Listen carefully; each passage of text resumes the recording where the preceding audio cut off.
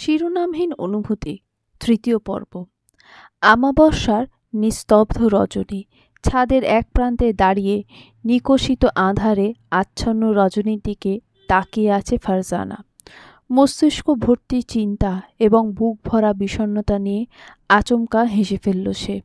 হাসির দমকে হরিণীর ন্যায় টানা টানা অক্ষিদয়ে জমল বিষাদের অশ্রু। অতীতের ভুলগুলো স্মরণে আসতে দু হাতে নিজেকে জড়িয়ে ধরে বিড়বিড়িয়ে বলল, আমার ভালোবাসাই ছিল নিজস্বতার মোড়ক, অথচ সে চেয়েছিল তার প্রাক্তনের পরিপূরক। নতুনত্ব যেখানে পরিহার্য, বিচ্ছেদ সেখানে অনিবার্য। জন্মলগ্ন থেকে ফারজানা জেনে এসেছে এই পৃথিবীতে তার আপন বলতে কেউ নেই। এতিম ফারজানা বড় হয়েছে সুহৃদ কুঞ্জ নামক এক এতিমখানায়, যার মালিকানায় ছিলেন প্রিমার মা মিসেস আদ্রিতা ইসলাম প্রমি। শান্ত স্বভাবে নজরকাড়া সুন্দরী ফারজানার প্রতি ভদ্রমহিলার আলাদা একটা সফট কর্নার ছিল। পড়াশোনার প্রতি তীব্র ঝোঁক থাকায় ফারজানা তার পঞ্চম জন্মদিনে উপহার হিসেবে মিসেস আদ্রিতার কাছে লেখাপড়া করতে যাওয়ার আবদার রাখে। ভদ্রমহিলা কি ভেবে যেন নিষেধাজ্ঞা জারি করেননি, তবে এই সিদ্ধান্ত ফারজানার জীবনের কাল হয়ে দাঁড়ায়। এসএসসি দেওয়ার পর ফারজানাকে ভর্তি করানো হয় একটা বেসরকারি প্রতিষ্ঠানে। বলা বাহুল্য, সেটা ছিল কলেজ এবং ভার্সিটি। মর্নিং শিফটে কলেজ হতো এবং দুপুরের শিফটে ছিল ভার্সিটি। তাদের এলাকার এমপির বদরাগী ছোট ছেলে দুর্জয় শাকিল চৌধুরীও পড়ত সেই একই ভার্সিটিতে। ছাত্রলীগের সাধারণ সম্পাদক ছিল সে। কলেজে প্রথম দিন তার বজ্রকণ্ঠে ভাষণ, আত্মবিশ্বাসী স্বর এবং বলিষ্ঠ গড়ন ফারজানার কিশোরী মনে মুগ্ধতা ছড়ায়। নিঃসন্দেহে সেটা কেবল ইনফ্যাচুয়েশন ছিল, তবে সময়ের পরিবর্তনের সাথে তা ভালোবাসায় রূপ নেয়। কলেজটিতে ছিল সক্রিয় রাজনৈতিক সংগঠন। আকস্মিক একদিন ভার্সিটিতে মারামারি শুরু হলে বেচারি ফারজানা দ্বন্দ্বের মাঝে আটকে পড়ে। পুরো ভার্সিটির পরিস্থিতি তখন উত্তাল। বেচারি ভীতু ফারজানা ওয়াশরুমের ভেতর লুকিয়েছিল। ঝামেলা বাঁধার সময় পালিয়ে যাওয়ার সুযোগ মেলেনি। আশেপাশে তীব্র ভাঙচুরের শব্দে মুখ চেপে কান্না আটকানোর বৃথা চেষ্টা করছিল সে। ভীত সন্ত্রস্ত ফারজানা আরও ভীত হয়ে ওঠে ধোয়ার কুণ্ডলী দেখে। বাধ্য হয়ে ওয়াশরুম থেকে বেরিয়ে আসে করিডোর ধরে সাবধানে ভার্সিটি থেকে বেরোনোর রাস্তা খুঁজতে থাকে। আকস্মিক দোতলা পৌঁছাতেই তার পিলে চমকে ওঠে। ভার্সিটির জনপ্রিয় মুখ এবং সবার অতীব পছন্দের ভাই দুর্জয় শাকিল গুলিবিদ্ধ অবস্থায় পিলারে হেলান দিয়ে লাগাতার কাউকে কল করে যাচ্ছে।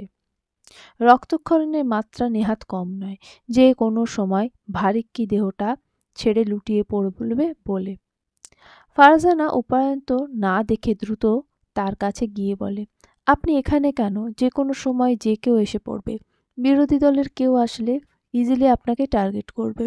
আপনি এই অবস্থায় মারামারি করবেন কিভাবে? দুর্জয় দাঁতে দাঁত চেপে মাথামোটা ফারজানার দিকে রক্তিম দৃষ্টিতে তাকিয়েছিল। বেচারি ফারজানা গুটিয়ে গিয়ে মিনমিনে স্বরে বলছিল, আমি তো শুধু আপনার জন্য চিন্তা থেকে এমন কথা বলেছি, সরি, ভুল হয়ে গেছে।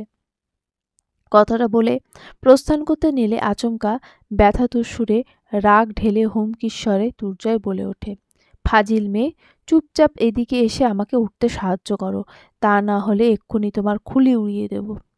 ফারজানা শুকনো ঢোক গিলে পেছন ফিরে বলে, আপনার ভার নেওয়া আমার পক্ষে অসম্ভব। তাছাড়াও আপনি যে কোনো সময় জ্ঞান হারাবেন বলে মনে হচ্ছে। আমি কিভাবে আপনার ভারিক্কি ওজন বহন করব? ওই রকম পরিস্থিতি ফারজানার বোকামি কথাবার্তায় দুর্জয় হেসে ফেলে। কোনো মতে নিজেকে সামলে গম্ভীর স্বরে বলে, তুমি জাস্ট আমাকে সাপোর্ট দিয়ে নিচে এমার্জেন্সি এক্সিট পর্যন্ত নিয়ে যাবে। ওখানে আমার লোকজন আছে, তারা নিচের পরিস্থিতি সামাল দিতে ব্যস্ত। বিদায় উপরে এসে আমাকে নিয়ে যেতে পারছে না। আমরা কোনোভাবে নিচ পর্যন্ত পৌঁছাতে পারলে তারা সেফলি আমাদের বের করে দেবে। ফারজানা কি ভেবে যেন রাজি হয়ে যায়। প্রথমবার কোনো পুরুষের সান্নিধ্যে এসে বারংবার লজ্জায় মূর্ছা যাচ্ছিল, তবে পরিস্থিতি মাথায় রেখে সে তার দায়িত্ব পালন করে। সৌভাগ্যক্রমে তারা দুজনে নিরাপদভাবে নিজ নিজ গন্তব্যে পৌঁছাতে সক্ষম হয়। সেই ঘটনার পর ফারজানা তুর্জয় নজরে পড়ে যায়। সময় পরিবর্তনের সাথে সাথে তাদের দেখাশোনা হয় এবং কথাবার্তা এগোতে থাকে। তুর্জয় হুট করে একদিন প্রেমের প্রস্তাব দিলে মেয়েটা সংকোচে পড়ে তা নাকচ করে দেয়। তুর্জয় জোর করেনি, বরং দ্বিগুণভাবে নিজের অধিকার বিস্তার করতে শুরু করে। পুরো ক্যাম্পাস ফারজানাকে তুর্জয়ের জান হিসেবে জানত। টিচারদের এক্সট্রা কেয়ার, সিনিয়রদের থেকে সম্মান এবং জুনিয়রদের থেকে ভালোবাসা পাওয়ায় ফারজানা কিছুটা নরম হয়। বাহ্যিক পরিস্থিতি তার কাঙাল মনটাকে জব্দ করে ফেলে। ফারজানার কিশোরী মনে আকস্মিক প্রেমের দমকা হাওয়া লাগে।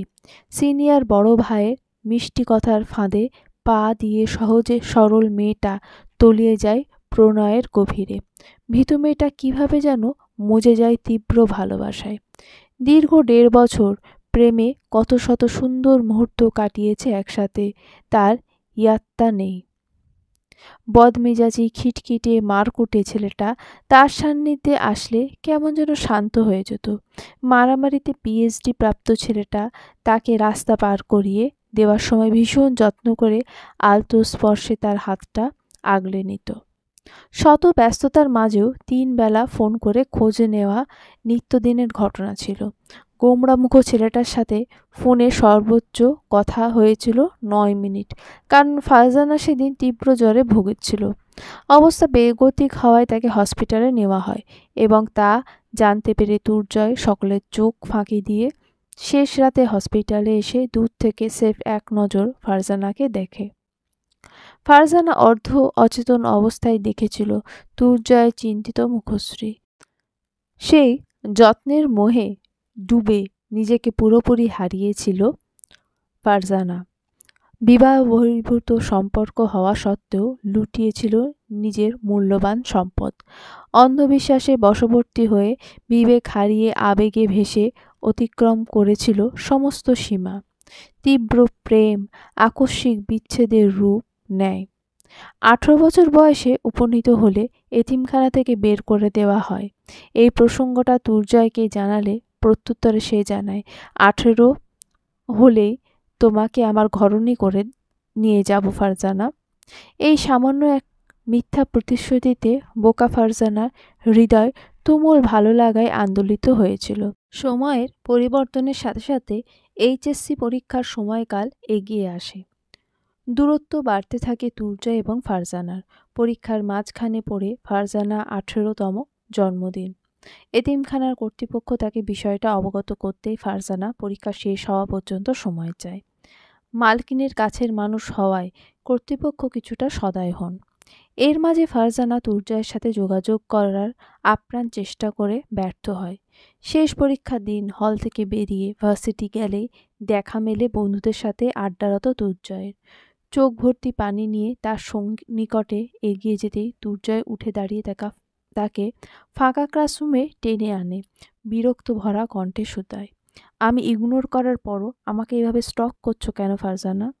ফারজানা ক্রন্দনরত স্বরে শুধায়, আপনি আমাকে ইগনোর করছেন কেন? ভালোবাসা ফুরিয়ে গেছে? ফারজানার মুখে দিকে তাকিয়ে তুর্জয় একটা দীর্ঘশ্বাস ফেলে। ফারজানার চোখের দিকে তাকিয়ে বলে, আমি তোমাকে কখনোই ভালোবাসিনি ফারজানা, তুমি আমার ইনফ্যাচুয়েশন ছিলে। নিজের খোরাক মেটাতে আমি তোমাকে জাস্ট ইউজ করেছি। ফারজানার মাথায় যেন বাজ পড়ে, পদতলে জমিন যেন সরে যায়। কোনো মতে কাঁপা কাঁপা কণ্ঠে বলে, অতীত? কিসের অতীত? তুর্জয় কাঁপতে থাকা ফারজানাকে চেয়ারে বসিয়ে নিচে হাঁটু গেড়ে বসে ওর হাত দুটো মুঠোয় পুরে অপরাধী গলায় বলে, আমার ৭ বছরের একটা সম্পর্ক ছিল। রাজনীতি, জুয়া এবং নেশার ঘোরে ডুবে যাওয়ায় আমার ব্রেকআপ হয়ে যায়। মেয়েটাকে আমি সত্যি ভালোবাসতাম বিধায় ওর ছেড়ে যাওয়াটা মেনে নিতে পারিনি। নিজেকে সংশোধন করতে রিহ্যাবে যাই। পুরোপুরি নেশা ঝোঁক কাটিয়ে উঠে পুনরায় তাকে পাওয়ার চেষ্টা করি, কিন্তু সে অসম্মতি জানায়। জাস্ট ইনফ্যাচুয়েশন থেকে এবং ওকে জেলাস করতে আমি তোমার সাথে সম্পর্কে জড়িয়ে পড়ি। কিছুটা সময় নিয়ে পুনরায় দুর্জয় বলে ওঠে, হয়তো আমি তোমাকে বিয়ে করতাম, তবে এখন সেটা সম্ভব নয়। আমার প্রথম প্রেম ফিরে এসেছে, ওকে ফিরিয়ে দেওয়ার সামর্থ্য আমার নেই। তুমি নিঃসন্দেহে ভালো মেয়ে ফারজানা, তোমার যতটুকু ক্ষতি করেছি আমি তার সবটা পুষিয়ে দেওয়ার চেষ্টা করব। তুমি কেবল আমার দাবি ছেড়ে দাও। আমি শত চেষ্টা করলেও তোমার হতে পারবো না। ফারজানা স্থবির দৃষ্টি নিক্ষেপ করে আক্ষেপ ঢেলে শুধায়, কি এমন কমতি ছিল আমার মাঝে যার জন্য আমি কেবল আপনার ইনফ্যাচুয়েশন হয়ে গেলাম? কি এমন যোগ্যতা আছে সেই মেয়ের যার জন্য সে আপনার ভালোবাসা হয়ে গেল? দুর্জয় কোনো উত্তর দিতে পারল না।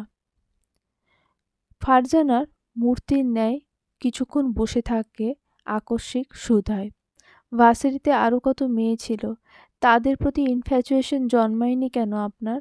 আমাকে ভোগ করা সহজ, ইজিলি ইগনোর করা যায়। আমার হয়ে প্রতিবাদ করার কেউ নেই, মাথার ওপর অভিভাবকের হাত নেই, এই জন্যই বুঝি আমাকে টার্গেট করেছেন? দুর্জয় শোনে ফারজানার আর্তনাদ। যে মেয়ে কোনোদিন চোখ তুলে কথা বলেনি, সেই মেয়ের কণ্ঠে স্পষ্ট প্রতিবাদ শুনে দুর্জয় ফাঁকা ঢোক গেলে তাকে সামলাতে চাইলে ফারজানা সরিয়ে দেয়। দুর্বল কণ্ঠে বলে, মরে গেছে আমার দুর্জয়। মনের কবরে দফন করে দিয়েছি সমস্ত ভালোবাসা। খোদার কাছে প্রার্থনা করেন এই এতিমের রুহের হাই যেন আপনার না লাগে। দোয়া করি ভীষণ সুখী হন আপনি। ফারজানার বুক ফাটা আর্তনাদে দুর্জয় আঁতকে ওঠে। ফারজানা বেরিয়ে আসতে চাইলে দুর্জয় তাকে বাধা দেয়। দুজনের মাঝে শুরু হয় তুমুল ধস্তাধস্তি। আচমকা ফারজানা ওর বুকে মাথা রেখে তীব্র শব্দে কেঁদে ওঠে। দুর্জয় ভড়কে গিয়ে ওকে থামাতে চাইলে আকস্মিক ফারজানা নিজেই থেমে যায়, ঢলে পড়ে প্রিয়তমের বুকে। নাক মুখ থেকে ছিটকে বেরিয়ে আসে রক্তের স্রোত, ভেসে যায় দুর্জয় ধূসর বর্ণের শার্ট। ভীত দুর্জয় দ্রুত ফারজানাকে নিয়ে হসপিটালে ছুটে যায়। দীর্ঘ সময় পরীক্ষা নিরীক্ষার পর জানা যায় ফারজানার হার্টে ছোট্ট একটা ছিদ্র আছে। দুর্বল হার্টের রোগী সে, অতিরিক্ত দুশ্চিন্তা সহ্য করতে না পেরে এমনটা হয়েছে। দুর্জয় পেরেশানিতে পড়ে যায়। ফারজানার জ্ঞান ফিরলে তার কাছে গিয়ে নরম গলায় বলে, তোমার পরিস্থিতি সম্পর্কে এতিমখানায় ইনফর্ম করতে হবে, ইনচার্জের নাম্বার দাও। ফারজানা নির্বিকার গলায় বলল, 18 বছর পূর্ণ হয়েছে আমার, আমি আর এতিমখানার দায়িত্বে নেই, আমার অভিভাবক আমি নিজেই। দুর্জয় গ্লানিবোধ তত্তরিয়ে বাড়ল। কোনো প্রত্যুত্তর না দিয়ে সোজা কেবিন থেকে বেরিয়ে গেল। ভাবলেশীন ফারজানা নিশ্চুপে পড়ে রইল সেখানে। ভাবতে লাগলো পরবর্তীতে তার অবস্থান কোথায় হবে।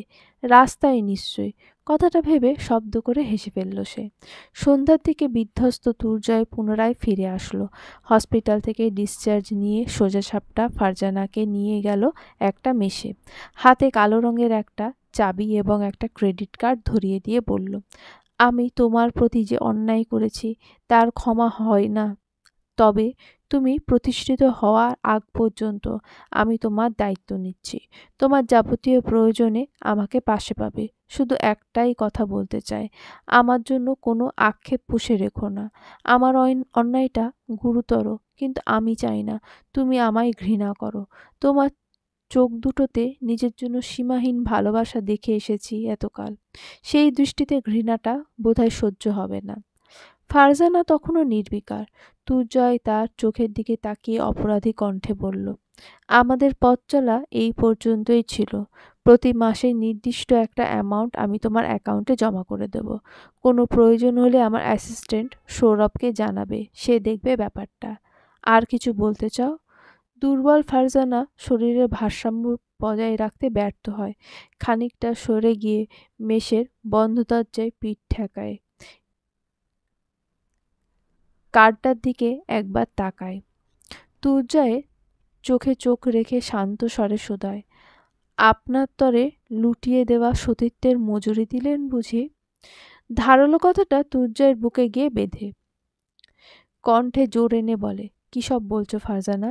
আমি দুর্জয়ের মুখ দিয়ে কথা বেরোয়নি আর।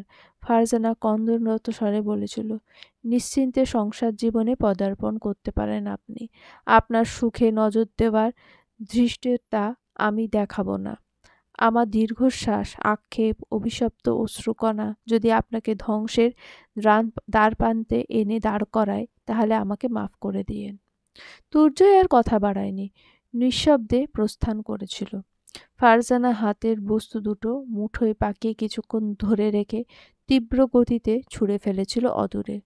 অসুস্থ শরীর, ভগ্ন হৃদয় নিয়ে ছুটে গিয়েছিল শেষ তার আশ্রয়ের কাছে। ছাদের কার্নিশ ঘেঁষে দাঁড়িয়ে দূর আকাশের পানে আনমনে তাকিয়ে থাকতে দেখে ফারজানার কাঁধে হাত রাখল প্রিমা। পেছন ফেরার পূর্বে চোখ দুটো চটপট মুছে ফেলল। স্বাভাবিক কণ্ঠে ফারজানা শোধালো, পড়াশোনা নেই তোর? সারাক্ষণ আমার পেছনে ঘুরঘুর করিস কেন? প্রিমা বাচ্চাদের মতো পেছন থেকে ফারজানাকে জড়িয়ে ধরে বলল, তুমি তাকে এখনো ভালোবাসো বুবু? ফারজানা ফিক করে হেসে দিয়ে বলল, ভালোবাসা ভীষণ সুন্দর এবং স্নিগ্ধ এক অনুভূতি। একজন প্রতারক কখনোই তা ডিজার্ভ করে না। তার দেওয়া আঘাত আমার সমস্ত নিখাদ অনুভূতিকে নির্বিকার করে দিয়েছে। বাস্তবতার অতলে আবেগ ফুরিয়েছে, সেই সাথে ভালোবাসাও হারিয়েছে। প্রিমা নির্লিপ্ত স্বরে শোধায়, তুমি কি তাকে ঘৃণা করো বুবু? ফারজানা শীতল স্বরে স্মিত হেসে উত্তর দিল, আমরা যাদেরকে নিজের সর্বস্বটা বিসর্জন দিয়ে ভালোবাসি, তাদেরকে আজন্ম ঘৃণা করতে পারি না। হৃদয়ের সমস্ত অনুভূতি নিংড়ে নিখাদ ভালোবাসাটুকু যার পদতলে কুরবান করি, তার প্রতি ঘৃণাবোধটা ঠিক জন্মায় না। অধিক আঘাতে কিংবা তীব্র শোকে আমরা কেবল ভালোবাসতে ভুলে যাই। প্রিমার বুক চিরে বেরিয়ে আসলো দীর্ঘশ্বাস। ফারজানার শরীরের কম্পন টের পেয়ে দ্রুত বলে উঠল, তোমাকে অসুস্থ মনে হচ্ছে, খেয়ে মেডিসিন নিয়ে সোজা ঘুমোবে, ঠিক আছে? ফারজানা ভ্রু কুঁচকে শুধায়, মেডিসিন কেনার টাকা আসলো কোত্থেকে? প্রিমা ফারজানার হাত টেনে ধরে ঘরের দিকে নিয়ে যেতে যেতে বলল, ম্যানেজ করেছি সামহাও। ফারজানা ভ্রু কুঁচকে বলল, তুই ধার নেওয়ার মতো মানুষ না, সত্যি করে বল, টাকা কোত্থেকে এনেছিস? টাকা ম্যানেজ করা এত সহজ হলে বাড়িওয়ালার ভাড়া সময় মতো দিয়ে দিতিস। সত্যি করে বল প্রিমা, কি লুকোচ্ছিস? প্রিমা দীর্ঘশ্বাস ফেলে ফারজানাকে বলল, আমার উপর ভরসা থাকলে চুপ করে থেকো, অবিশ্বাস করলে কিছু করার নেই, আমি উত্তর দেব না। ফারজানা থেমে গেল। ঘাড় টেরা মেয়েটা কোনো মতেই নিজের মুখ খুলবে না, তা বেশ বুঝল। শরীরটা সত্যি খারাপ লাগছে তার। সময়ের সাথে অস্থির ভাবটা বাড়ছে, যা প্যানিক অ্যাটাকের লক্ষণ। সময় নষ্ট না করে প্রিমা চটজলদি ফারজানাকে ভাত মেখে খাইয়ে দেয়। জরুরি মেডিসিনগুলো নিতেই ফারজানার কাঁপুনি শিথিল হয়। দুজনে পাশাপাশি শুয়ে পড়ে। প্রিমা কিছুক্ষণ পর ক্ষীণ স্বরে শুধায়, ঘুমিয়ে পড়েছ বুবু? ফারজানা ঘুম কাতুরে স্বরে বলে, না, কিছু বলবি? প্রিমা পাশ ফিরে বাচ্চাদের মতো ফারজানার একটা হাত দু হাতে জড়িয়ে ধরে বলে, বুবু শুনছ, চাকরিটা হয়ে গেছে। ফারজানা ঝট করে চোখ মেলে তাকালো, অস্থির কণ্ঠে শুধালো, সত্যি? প্রিমা অশ্রুভেজা চোখে মাথা নাড়িয়ে সম্মতি জানালো। ফারজানা খোদার দরবারে শুকরিয়া জানালো। হুট করে কিছু মনে পড়তেই বলল, মনির সাথে দেখা করবি না? এত বড় একটা সংবাদ তাকে জানাবি না? কথাগুলো শুনে প্রিমার বুকের ভেতরটা কেঁপে উঠল। কণ্ঠ নালীতে দলা পাকিয়ে থাকা কান্নাগুলো গিলে ফেলে কোনো মতে বলল, যাব কাল সকালে। প্রাচীরের বাইরে থেকে এক পলক দেখে চলে আসব। ফারজানা প্রিমাকে বুকে টেনে নিয়ে বলল, কাছে যাওয়ার চেষ্টা করিস না কেন? মা হয় তোর, মৃত্যুর পরও কেউ অভিমান পুষে রাখে? প্রিমা জেদ ধরা কণ্ঠে বলল, উনি আমাকে সব সময় কম ভালোবেসেছে আপা, এই জন্যই তো দুঃসময়ে আমাদের একা ফেলে সহজে আত্মহত্যার পথ বেছে নিতে পেরেছে।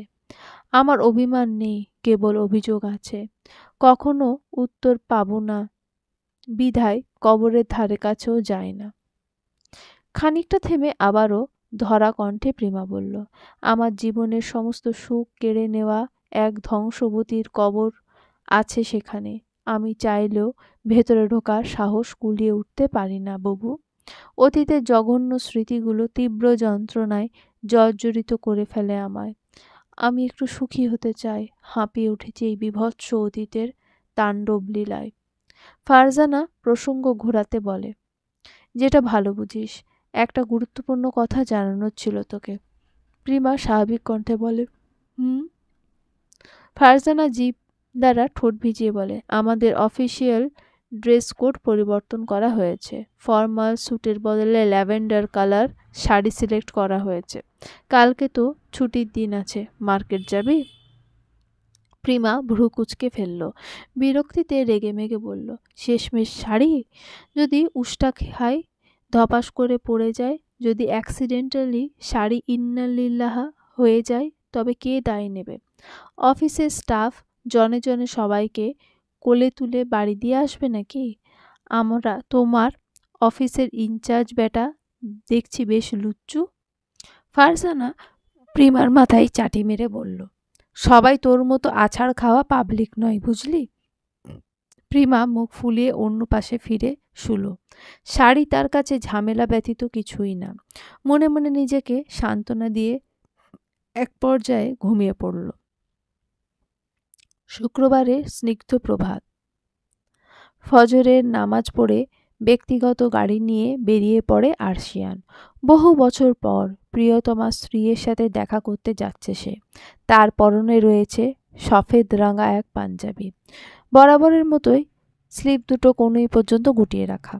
বাঁ হাতের কবজিতে সিলভার কালারের একটা রোলেক্স ঘড়ি। তার শক্ত হাতের মুঠোয় রয়েছে একগুচ্ছ স্নিগ্ধ চন্দ্রমল্লিকার বুকে। আরশিয়ান ধীর পায়ে এগিয়ে সমাধির কাছে পৌঁছালো। হাঁটু গেড়ে মাটিতে বসে কবরের ওপর ফুলগুলো রাখল।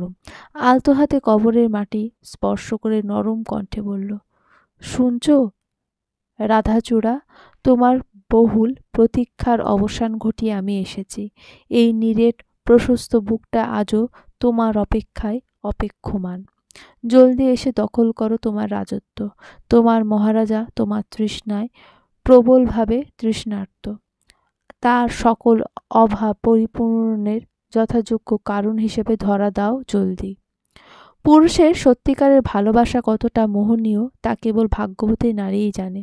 কথিত আছে, শুদ্ধ পুরুষের সত্যিকারের ভালোবাসা যে নারী পেয়েছে সে পৃথিবীতে জান্নাত সম সুখ আহরণ করেছে। আরশিয়ানের পাগলের প্রলাপ চলল ঘণ্টাখানেক। দীর্ঘ 9 বছর পর প্রিয়তমা স্ত্রীর সন্নিকটে এসে বেচারা যেন হুঁশ হারিয়েছে।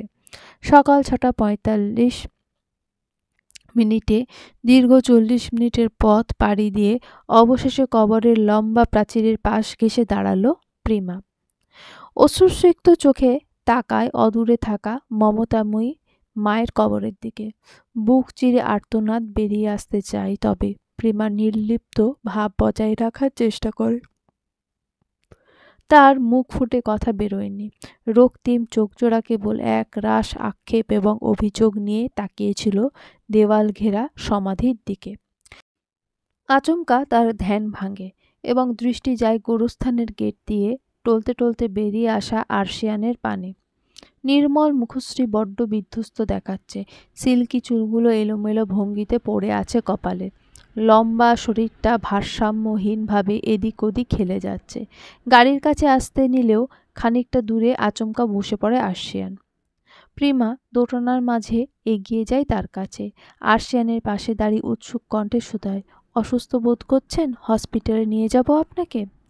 আরশিয়ানের দৃষ্টি ঘোলাটে, কোনো মতে বলল, বাসায় ইনফর্ম। এইটুকু বলতেই দম ফুরিয়ে এলো যেন তার। প্রিমা চটজলদি ওর সাইড ব্যাগে থাকা পানির বোতলটা আরশিয়ানের দিকে এগিয়ে দিল।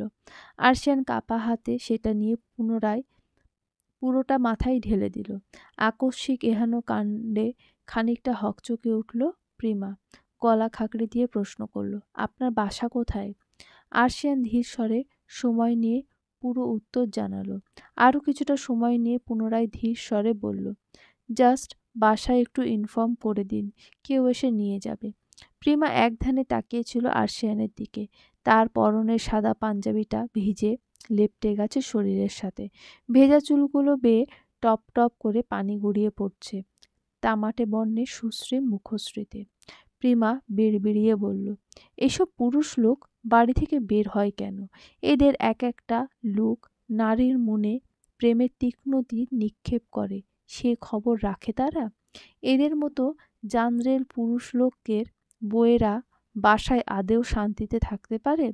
বর কিডন্যাপ হলেও কিনা সেই চিন্তায় বোধহয় বেচারিরা নাওয়া খাওয়া ভুলে থাকে সারাক্ষণ। আচমকা হুঁশ ফেরে প্রিমার।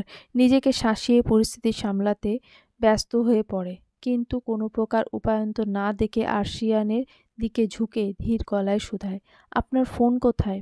আর্শিয়ান ইশারায় গাড়ির দিকে তাক করল। গাড়ির দরজা খুলতে গিয়ে দেখল সেটা লক করা। প্রিমা চাবি চাইলে আর্শিয়ান গাড়ির চাকার সাথে হেলান দিয়ে শরীরের সম্পূর্ণ ভারটুকু ছেড়ে দিয়ে বলল, পকেটে আছে বোধহয়। প্রিমা ঠোঁট গোল করে শ্বাস ছাড়ল। বাধ্য হয়ে আর্শিয়ানের পাঞ্জাবির পকেট হাতড়ে চাবিটা বের করল।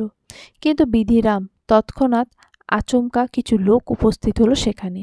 একটা মেকায় ওভাবে অপর এক পুরুষের উপর ঝুঁকে থাকতে দেখে তারা রাগান্বিত স্বরে প্রশ্ন ছুড়ল, তোমরা কারা?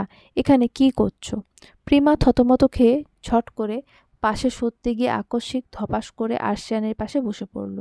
আর্শিয়ান কেবল ঢুরুঢুরু দৃষ্টিতে তাকায় সবার দিকে। তার মস্তিষ্ক পরিস্থিতি বুঝলেও রিয়্যাক্ট করতে অক্ষম।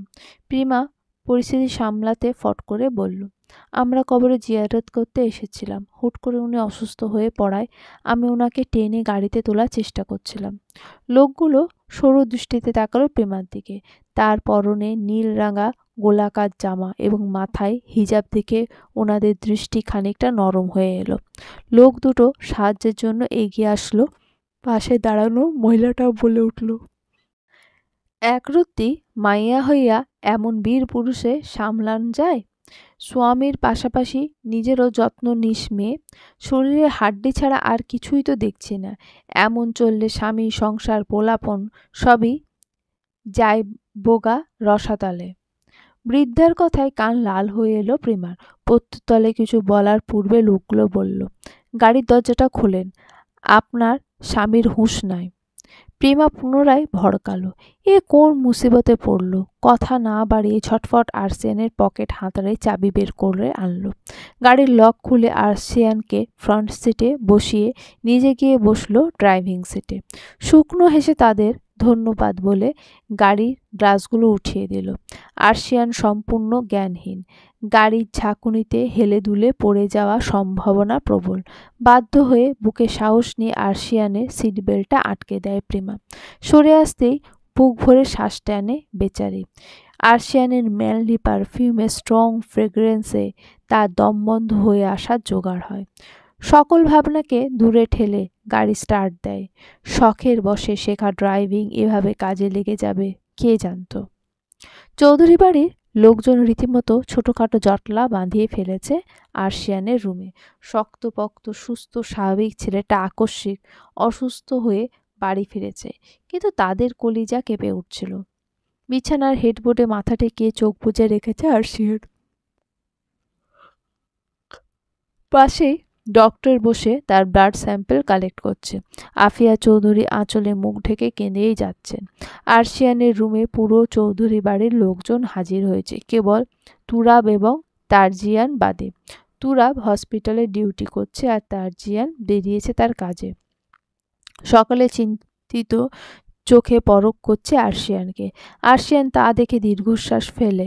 প্রেশার আকস্মিক এভাবে প্রতারণা করে বসবে সেটা বোঝেনি বেচারা। বাড়ির সকলের আচরণে সে রীতিমতো হতাশ। মানুষ অসুস্থ হতেই পারে, এত বছর পর দেশে ফিরেছে, আবহাওয়া স্যুট করতে সময় লাগবে না? এরকম মরা কান্না জুড়ে দেওয়ার পেছনে এক্স্যাক্ট কোনো লজিক খুঁজে পেল না আর্শিয়ান। তার হতাশাকে ডবল করতে তস্ত্র পায়ে ঘরে ঢুকে তারজিয়ান বলল, সুন্দরী সিঙ্গেল মেয়ে দেখা মাত্রই তোমার ব্লাড প্রেশার এভাবে ফল করে গেল? শেষ পর্যন্ত কিনা দ্য গ্রেট আর্শিয়ান ইসফার চৌধুরী জ্ঞান হারিয়ে একটা মেয়ের কোলে চড়ে বাড়ি ফিরল। ইয়ে তো গজব বেজ্জতি হে ইয়ার। এই বেটা নেমক হারাম প্রেশার কে এক্ষুনি শাসন করো ভাইয়া, না হলে ভবিষ্যতে তোমার মান সম্মানে ছিটেফোঁটাও আর অবশিষ্ট থাকবে না। তার্জিয়ানের আকস্মিক বলা কথাটা শুনে উপস্থিত সকলে যেন বিষম খেল। দরজার পাশে দাঁড়িয়ে থাকা নির্লিপ্ত প্রিমা খানিকটা লজ্জা পেয়ে অন্য পাশে তাকালো। আরশিয়ান দুর্বল দৃষ্টি ফেলে ক্ষীণ স্বরে বলল, সোয়ার তাজ, তুই এক্ষুনি ঘর ছেড়ে না বেরোলে ভবিষ্যতে বাবা ডাক শোনার অধিকার হারাবি। পরবর্তীতে হারবাল খেয়েও হারানো সম্পদ ফিরে পাবি না। উপস্থিত সকালে এবার বড় বড় চোখ করে তাকায়। প্রিমাও বিহ্বল দৃষ্টি নিক্ষেপ করে। শান্ত স্বভাবের অতি ভদ্র মানুষের এরূপ মুখের ভাষা হজম করতে কিছুটা কষ্ট হয় সকলের। তার্জিয়ান ভ্রু কুঁচকে মুখটা গম্ভীর করে ঘর ছেড়ে বেরোতে বেরোতে বিড়বিড়িয়ে বলে, আমার একমাত্র ইনোসেন্ট সম্পত্তির বিরুদ্ধে এরূপ ষড়যন্ত্র করার অপরাধে শাস্তিস্বরূপ ওপরওয়ালা তোমাকে প্রতি বছর এক হালি বাচ্চার পিতা হওয়ার তৌফিক দান করুক। আমিন আমিন আমিন। তার্জিয়ানের বলা শেষ কথাটুকু সকলে কর্ণকুহরে পৌঁছায়। আরশিয়ান দাঁতে দাঁত চেপে হুঙ্কার ছেড়ে বলে, তাজ। তাজরিয়ান বেরিয়ে গিয়েছিল। আকস্মিক নিজের নামের হুঙ্কার শুনে পেছন ফিরে আরশিয়ানের কক্ষে খোলা দরজাটার দিকে তাকিয়ে বলে ওঠে, ইয়া খোদা, তুমি একমাত্র সুষ্ঠু বিচারক। আমি সত্যি কথা বলা মাত্রই তৎক্ষণাৎ অপর পক্ষের প্রেস্টিজ ব্যথায় টনটনিয়ে ওঠে। ইহা কি আমার দোষ? একদমই নয়। সুতরাং তুমি একটা সুস্থ পথ দেখাও খোদা। হয় তাদের ব্রেনে দুফোঁটা বুদ্ধি দাও, নয়তো আমায় সেন্স অফ হিউমার ছোটোখাটো একটা ক্র্যাশ ঘটিয়ে এটাকে ভ্যানিশ করে দাও। এই দোটানায় যন্ত্রণা আর নেওয়া যাচ্ছে না। আজ প্রিমার অফিসের প্রথম দিন। সকালে দুটো টিউশন করিয়ে এখন অফিসের জন্য তৈরি হচ্ছে। শাড়ি তার জন্মের শত্রু, কিন্তু সে তো নিরুপায়। চাকরি বাঁচাতে হলে এই আপদটার সাথে বন্ধুত্ব করতেই হবে। আধ ঘন্টার প্রচেষ্টার পর অবশেষে শাড়িটা ঠিকঠাক পরতে সক্ষম হলো সে। পরিশেষে কয়েক দফা নির্বিঘ্নে চলাফেরা করার পর স্বস্তির শ্বাস ফেলল প্রিমা। তার সুশ্রী মুখশ্রীতে লেপ্টে আছে এক রাশ রাগ এবং বিরক্তি। ফারজানা তার উদ্ভট কর্মকাণ্ড দেখে সকাল থেকে হেসে যাচ্ছে। তার টিটকারিমূলক হাসি প্রিমা সইতে না পেরে রাগান্বিত স্বরে বলল, হাসি বন্ধ করে আমাকে সেফটি পিন অ্যাডজাস্ট করতে হেল্প করো বাবু। এই দুষ্টু পোশাক খুলে পড়লে আমার সম্মান নিলামে উঠবে, সেই খেয়াল আছে তোমার? প্রিমার কথায় আরেক দফা শব্দ করে হেসে ফেলল ফারজানা। তার সাহায্যের জন্য এগিয়ে গিয়ে আহ্লাদি স্বরে বলল, লাড্ডু রে, তোকে ভীষণ সুন্দর দেখাচ্ছে। প্রিমা নাক মুখ কুঁচকে গম্ভীর স্বরে বলল, তোমাকে বিটকেলের চাচাতো বোন দেখাচ্ছে বুবু। ফারজানার হাসি হাসি মুখশ্রী নিমেষে কপাট রাগ ভর করল। ভ্রু কুঁচকে গম্ভীর স্বরে বলল, বয়সে তোর 6 বছরের সিনিয়র হয়ে সম্মান দিয়ে কথা বলবি প্রিমা। প্রিমা ভাবলেশহীন ভঙ্গিতে বলল, তাতে কি, তুমি তো সিঙ্গেল, না করতে পেরেছ একটা বিয়ে, না করতে পেরেছ আমায় খালামণি। সম্মান চাইতে শরম করে না তোমার? ফারজানা হতবিহল হয়ে শুধালো, সম্মান পেতে হলে জামাই থাকা লাগে? প্রিমা ভাব নিয়ে বলল, অবশ্যই, সাথে 5 কিংবা 10 বাচ্চার জননী হওয়া লাগে। তুমিই বলো, লাইফে এইসব বিশিষ্ট অর্জন না থাকলে কাউকে সম্মান দেওয়া ঠিক? ফারজানা রেগে মেগে বিড়বিড়িয়ে বলে উঠল, বেটা বদজামাই, কবরে যাওয়ার বয়স তত্তরে বাড়ছে, অথচ তার দেখা নাই। একটা তুমি আর তোমার ছানাপোনাদের অভাবে জুনিয়রদের কাছে প্রতিনিয়ত অপমানিত হচ্ছি। এসো হে জামাই, জলদি এসো, এই অসম্মানের হাত থেকে মরে বাঁচাও। খাল কেটে কুমির আনার আর্জি এত দ্রুত খোদা কবুল করে নেবে সেটা বোধহয় বেচারি ফারজানা বুঝেনি। দুজনে আরও কিছুক্ষণ খুনসুটি করে বেরিয়ে পড়ল অফিসের উদ্দেশ্যে। বাসার সামনে থেকে একটা সিএনজি নিয়ে তারা রওনা দিল গন্তব্যের দিকে। দুজনে গল্প করছিল মনের সুখে। আচমকা বিপরীত দিক থেকে আসা একটা প্রাইভেট কার সজোরে ধাক্কা মারে তাদের সিএনজিতে। তৎক্ষণাৎ সিএনজি উল্টে পড়ে পিচ ঢালা রাস্তায়। তারা দুজন কিছু বুঝে ওঠার আগেই তীব্র আঘাতে জর্জরিত হয়। অ্যাক্সিডেন্ট হওয়ার মিনিট খানেকের মাথায় রাস্তার লোকজন জড়ো হয়। কার ড্রাইভারের ওপর চড়াও হয়। কালো কাচ আবৃত বুলেট প্রুফ গাড়ির থেকে একজোড়া শিকারী দৃষ্টি নিশ্চুপভাবে কেবল পুরো পরিস্থিতি অবলোকন করছিল। আশেপাশে কোলাহলে তার কোনো ভাবাবেগ নেই। আগন্তুক শক্ত হাতে স্টিয়ারিং ধরে রেখে শীতল দৃষ্টিতে তাকিয়ে থাকে সম্মুখে পড়ে থাকা সিএনজিটার দিকে। কিছুক্ষণের মধ্যে লোকজন সম্মিলিত প্রচেষ্টায় ভেতর থেকে দুটো মেয়েকে বের করে আনে। একজন হুঁশে থাকলেও অন্যজন কিছুটা নেতিয়ে পড়েছে। ছোটখাটো উচ্চতার, নিটোল ফর্সা এবং গোলগাল চেহারা শাড়ি পরিহিতা এক মেয়ের কোলের ওপর জ্ঞানহীন মেয়েটা মাথা ধরে রেখে পাগলের মতো আহাজারি করছে। অস্থির কণ্ঠে বলছে, লাড্ডু, এই লাড্ডু, ওঠ না সোনা, কিছু হয়নি তো, চোখ খুলে দেখ। ছেলেটার কানে অস্পষ্টভাবে আঘাত হানে সেই আর্তনাদের স্বর। আশেপাশে গুটি কয়েক লোকজন তামাশা দেখতে ব্যস্ত। কেউ বা ভিডিও ধারণ করছে। কজন মস্তান গোছের লোকজন যা তা বলে গালি দিচ্ছে ড্রাইভারকে। তার মধ্যে ভিড়ের মাঝে কিছু সুযোগ সন্ধানী লোকজন সাহায্যের নামে এগিয়ে এসে কলুষিত হাতে ছুঁয়ে দেওয়ার চেষ্টা করছে সেই কোমলমতি নারীর শরীর। দৃশ্যটা চোখে পড়তেই রাগে শক্ত হয়ে আসে সেই পুরুষের চোয়াল। সিট বেল্ট খুলে দূরে ছুঁড়ে ফেলে। ঠান্ডা পানির বোতল হাতে বেরিয়ে আসে সে আগন্তুক। কালো রঙের মার্সিডিজ গাড়িটা থেকে একজন সুদর্শন যুবককে বেরিয়ে আসতে দেখে সকলে খানিকটা থমকে যায়। চোখ ধাঁধানো সুন্দর সেই পুরুষকে দেখা মাত্র কজন চিনে ফেলে তাকে। এই ব্যক্তি আর কেউ নয়, বরং লন্ডনের বেস্ট হার্ট সার্জন এবং সিঙ্গার শওকাতুল ইস্তিরাজ চৌধুরী। ঘটনার আকস্মিকতায় সকলে আরও এক দফা চমকে যায়। ইস্তিরাজ ধীর পায়ে এগিয়ে যায় সেই আহত মানুষ দুটোর দিকে। অ্যাক্সিডেন্টে দুজনেই মোটামুটি আঘাতপ্রাপ্ত, তবে মাথায় তীব্র আঘাত পাওয়ায় প্রিমা জ্ঞান হারিয়ে ফেলেছে। দুর্বল চিত্রে ফারজানা পুরো বিষয়টাতে মারাত্মক প্যানিকড হয়ে গেছে। প্রিমাকে হসপিটালে নেওয়ার কথা তার মাথাতেই আসেনি। ইস্তিরাজ ফারজানার নিকটে এসে হাঁটু গেড়ে বসে তার দিকে পানির বোতলটা এগিয়ে দেয়। ফারজানা ওকে গাড়ি থেকে বেরোতে দেখেছে। এইসব বড়লোকের ভাবসাব তার ঢের জানা আছে। তীব্র রাগে হুঁশ খুইয়ে ফারজানা বোতলের সবটুকু পানি ইস্তিরাজের মুখে ছুঁড়ে মারে। রাগান্বিত স্বরে বলে, আধিক্যতা দেখাতে হবে না। বড়লোকের বিগড়ে যাওয়া পোলাপনের কর্মকাণ্ড সম্পর্কে সুস্পষ্ট ধারণা আছে আমার। আপনি চলে যান এখান থেকে, নয়তো আমার হাত উঠে যাবে। ইস্তিরাজের শান্ত মস্তিষ্ক ধপ করে গরম হয়ে গেল। এইটুকু একটা মেয়ে তার মতো একজন মানুষকে অপমান করছে। ব্যাপারটা হজম করতে পারল না। মেজাজ হারিয়ে শক্ত গলায় বলল, ডাফার কোথাকার, তুমি জানো আমি কে?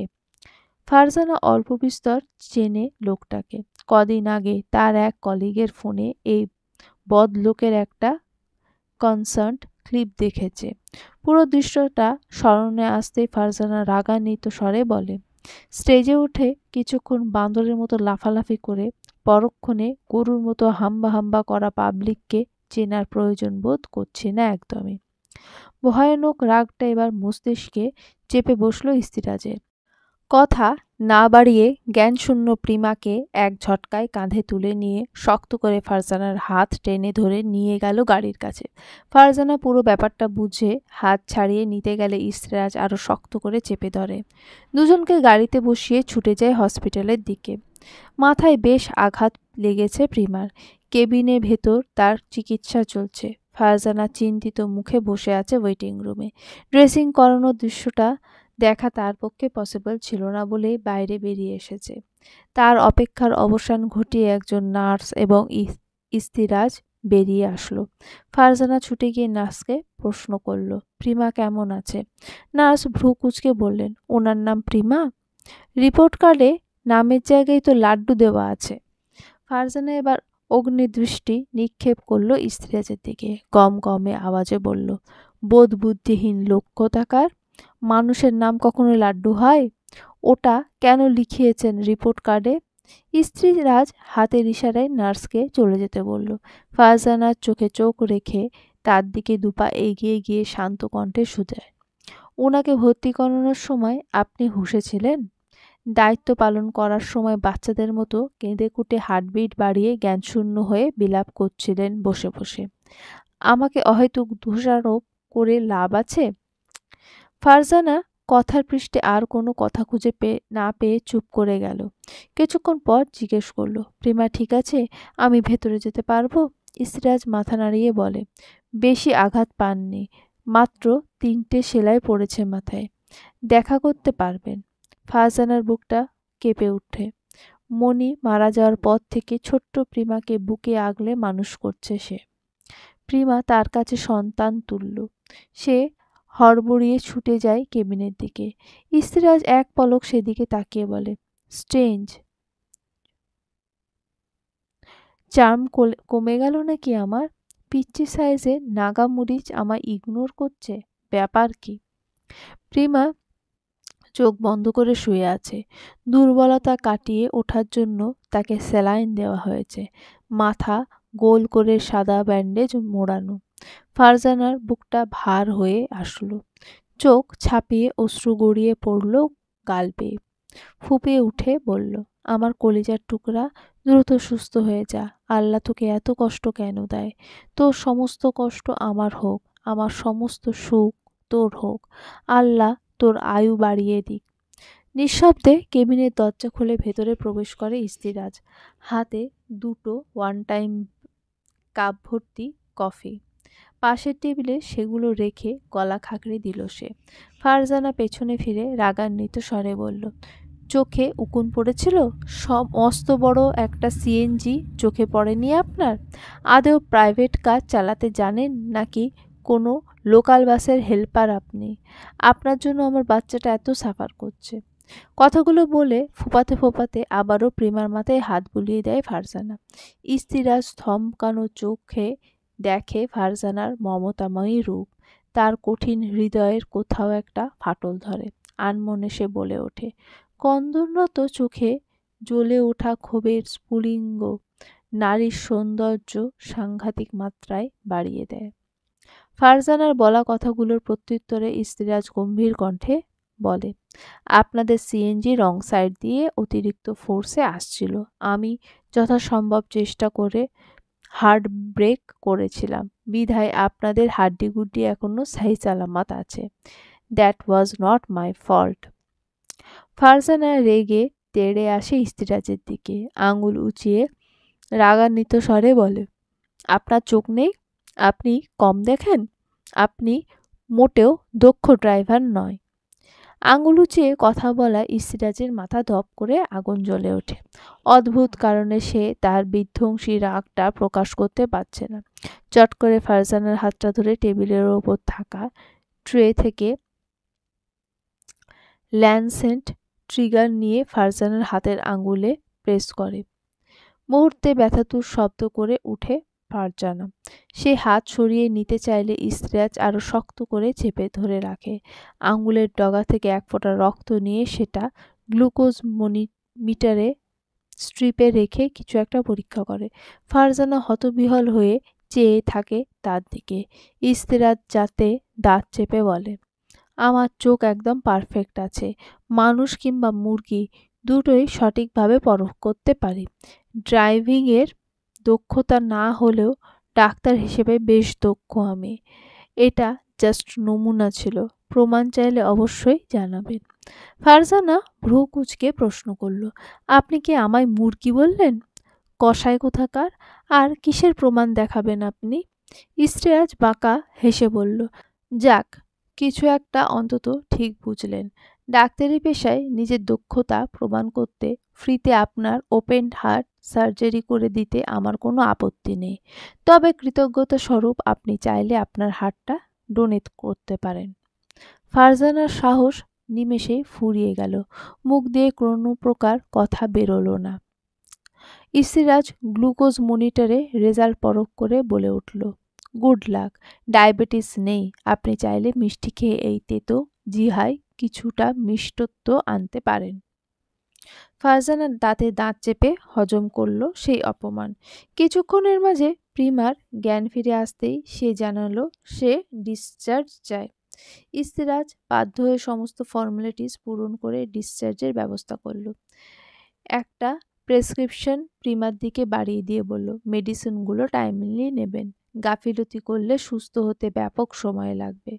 প্রিমা প্রেসক্রিপশনটা হাতে নিল। আকস্মিক তার চোখ আটকালো নামের দিকে।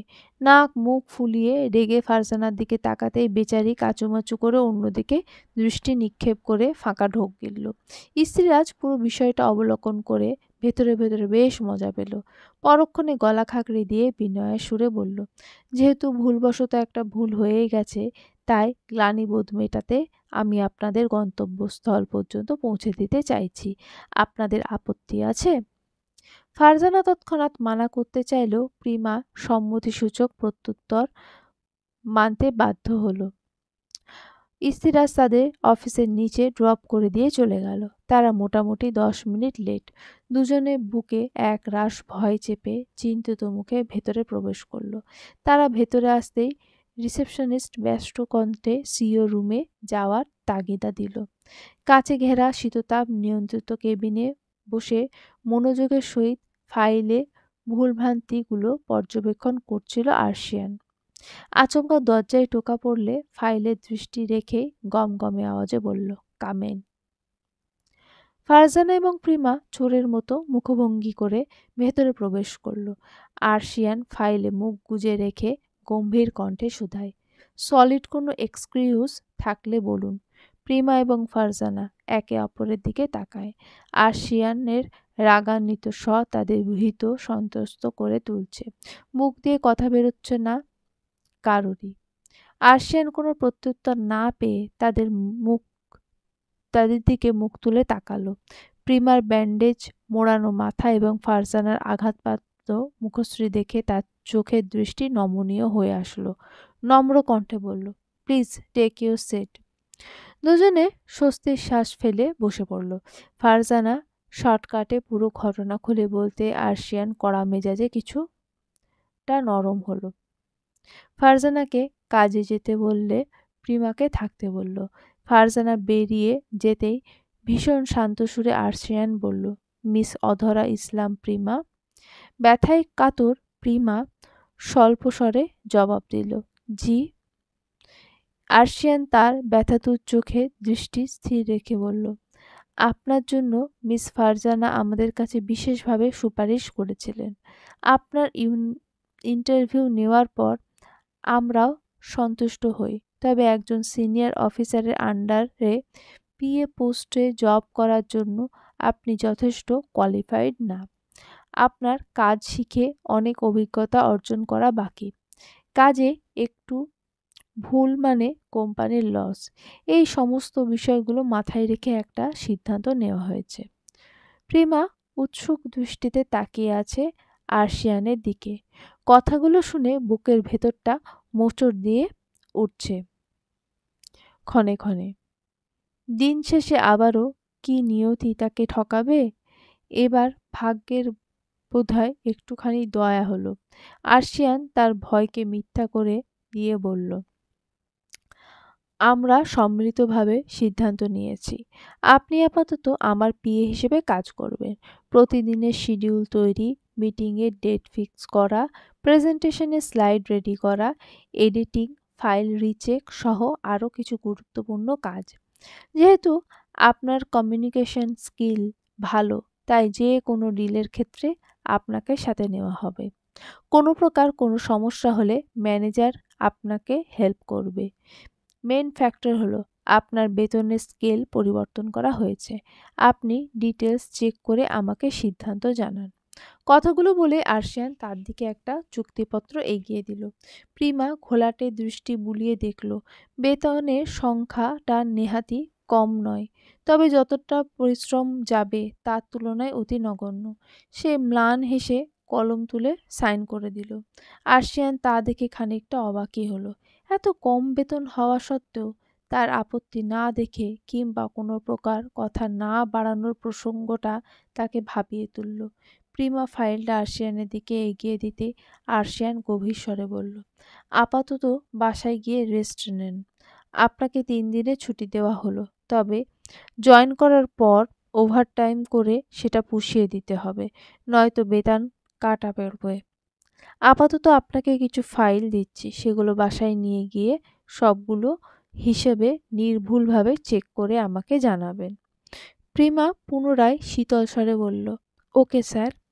রিনরিনে রোবোটিক কণ্ঠটা কানে আসতে আরশিয়ান থমকালো। কিছুটা থেমে আবারও বলল, আপনি আপাতত আসতে পারেন। অফিসের গাড়ি নিচে আছে। আমি ইনফর্ম করে দিচ্ছি, উনি আপনাকে সেফলি পৌঁছে দেবে। কৃতজ্ঞতায় মনটা ভরে উঠল। ধন্যবাদ জানিয়ে চেয়ার ছেড়ে উঠে দাঁড়াতে গিয়ে আবারও ধপ করে বসে পড়ল প্রিমা। আচানক মাথাটা ঘুরে উঠেছে তার।